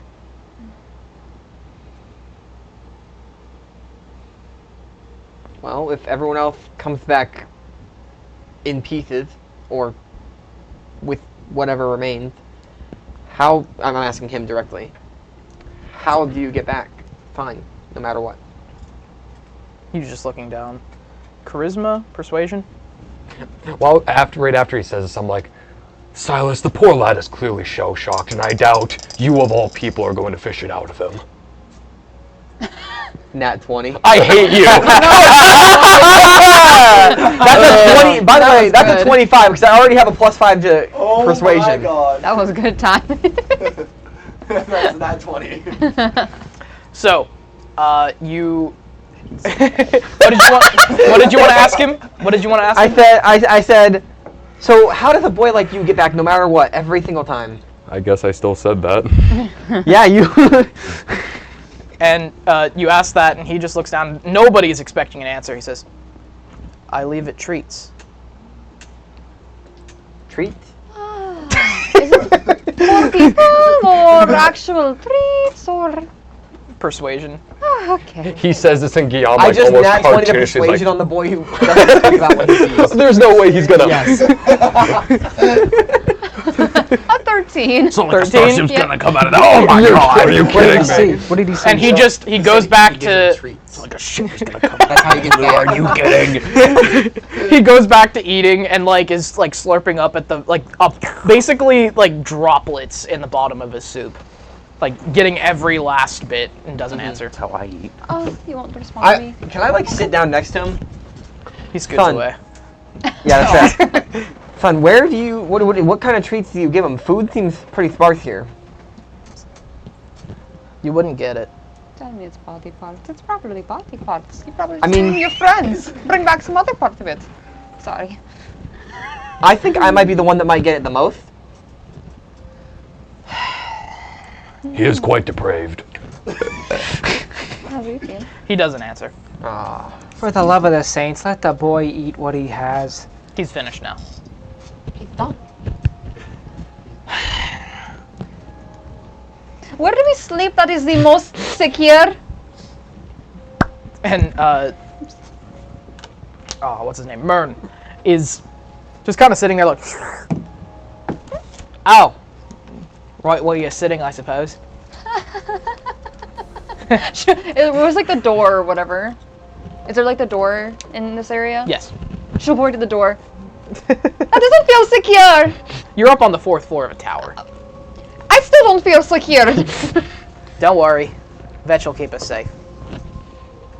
Unless Sure. Eagle arrives, then we're all fucked, I suppose. He's never come inside the railroad station, but we've been able to hear him.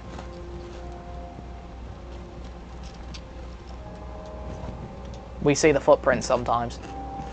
We don't venture very far, though. We leave that to Toma. I wish you left me on the ground. I wish I stayed on the ground. I could have made it there. Yemen and I could Sounds have. like it's time to sleep. So, I had more planned, but I think that's a good stopping point. Anything else you guys want to talk about before? No, aw, man. We're gonna stop? You should have more plan. Can I, when we do the getting long juicy. rest, can I take some time and kind of just stay up with Vetch on watch? Sure. I don't know. You're right. We probably should, but And honestly, I'm thinking about canceling next week because they won't be able to be here, and then yours is dubious. I'll be here. I'll be here. It's it's important that you guys are here for what goes on next. I mean, I'm trying to think. Silas blows up. No. Yeah, go touch Right that now. bomb. No, right now in the middle of everyone. Oh. Silas explodes. I thought I was actually gonna die. That's why. We'll figure it out afterwards. In the meantime, I'm thinking. I don't know. I feel like that's a good stopping point. okay. We could keep going. D20. Odd keeps going, even stops. Can we please long rest? Long rest, please. So does he. Yeah, I need my spells. Dice roll odds and evens. The thing is, what happens next? We'll just be loitering because I don't want to move on to the next point in the plot. Yeah, that's fair. Yeah. Okay. I don't want to move on. Yeah. I know you guys don't know what's going to happen, but I don't want to move on, and then that's going to be like more time than we have left. That's fair. That it should take. Yeah. And I don't want to rush it either. Yeah. So, I think with that, yes. We're going to bed down, take a long rest, and level up. Oh! Level up. Huzzah! And for those of you with us and here presently, thank you for watching the 3rd episode of the Rubian Strife. We are Gildstone Gazette. We are live almost every Sunday. And whether I'll stream next week is up in the air. We're going to talk about it. We will see. But if we don't, then we'll be back this Sunday after with all of us. Yeah. So, with that, any last notes? I got my spells back. that I'm going to use up within the first 30 minutes, so No! we're good. We got this. That's not how you do it. Aiden, you keep scooting over to the left. You're all the way. You're all the way over here. He is slightly Is this better? We're still live. Every minute. Get this shit off me! How's this? How about we play like this next time? Yeah, just play like that. You know, I'll just tie you together with a rope Oh, perfect. at the shoulders so you like can't even use your hands. Kinky. So, with that, Lilli will be back with us next week. That's crazy cool. Or I don't maybe wanna not be next week. involved in whenever Maybe you the guys week have after. one. If we do have a session, Colton Kit will not be joining us most likely. Boo. One shot. Fuck you. One shot. Say again? One shot. We'll see. I don't know. If you guys want to play, I mean, We'll see. I can fill in. So, with that, that is the end of the 3rd session of the Rubian Strife. We will see you at high noon whenever we come back. You can just say High 12. noon. At 12, whatever. Bye, guys. Bye-bye. Buzzer. Bye-bye.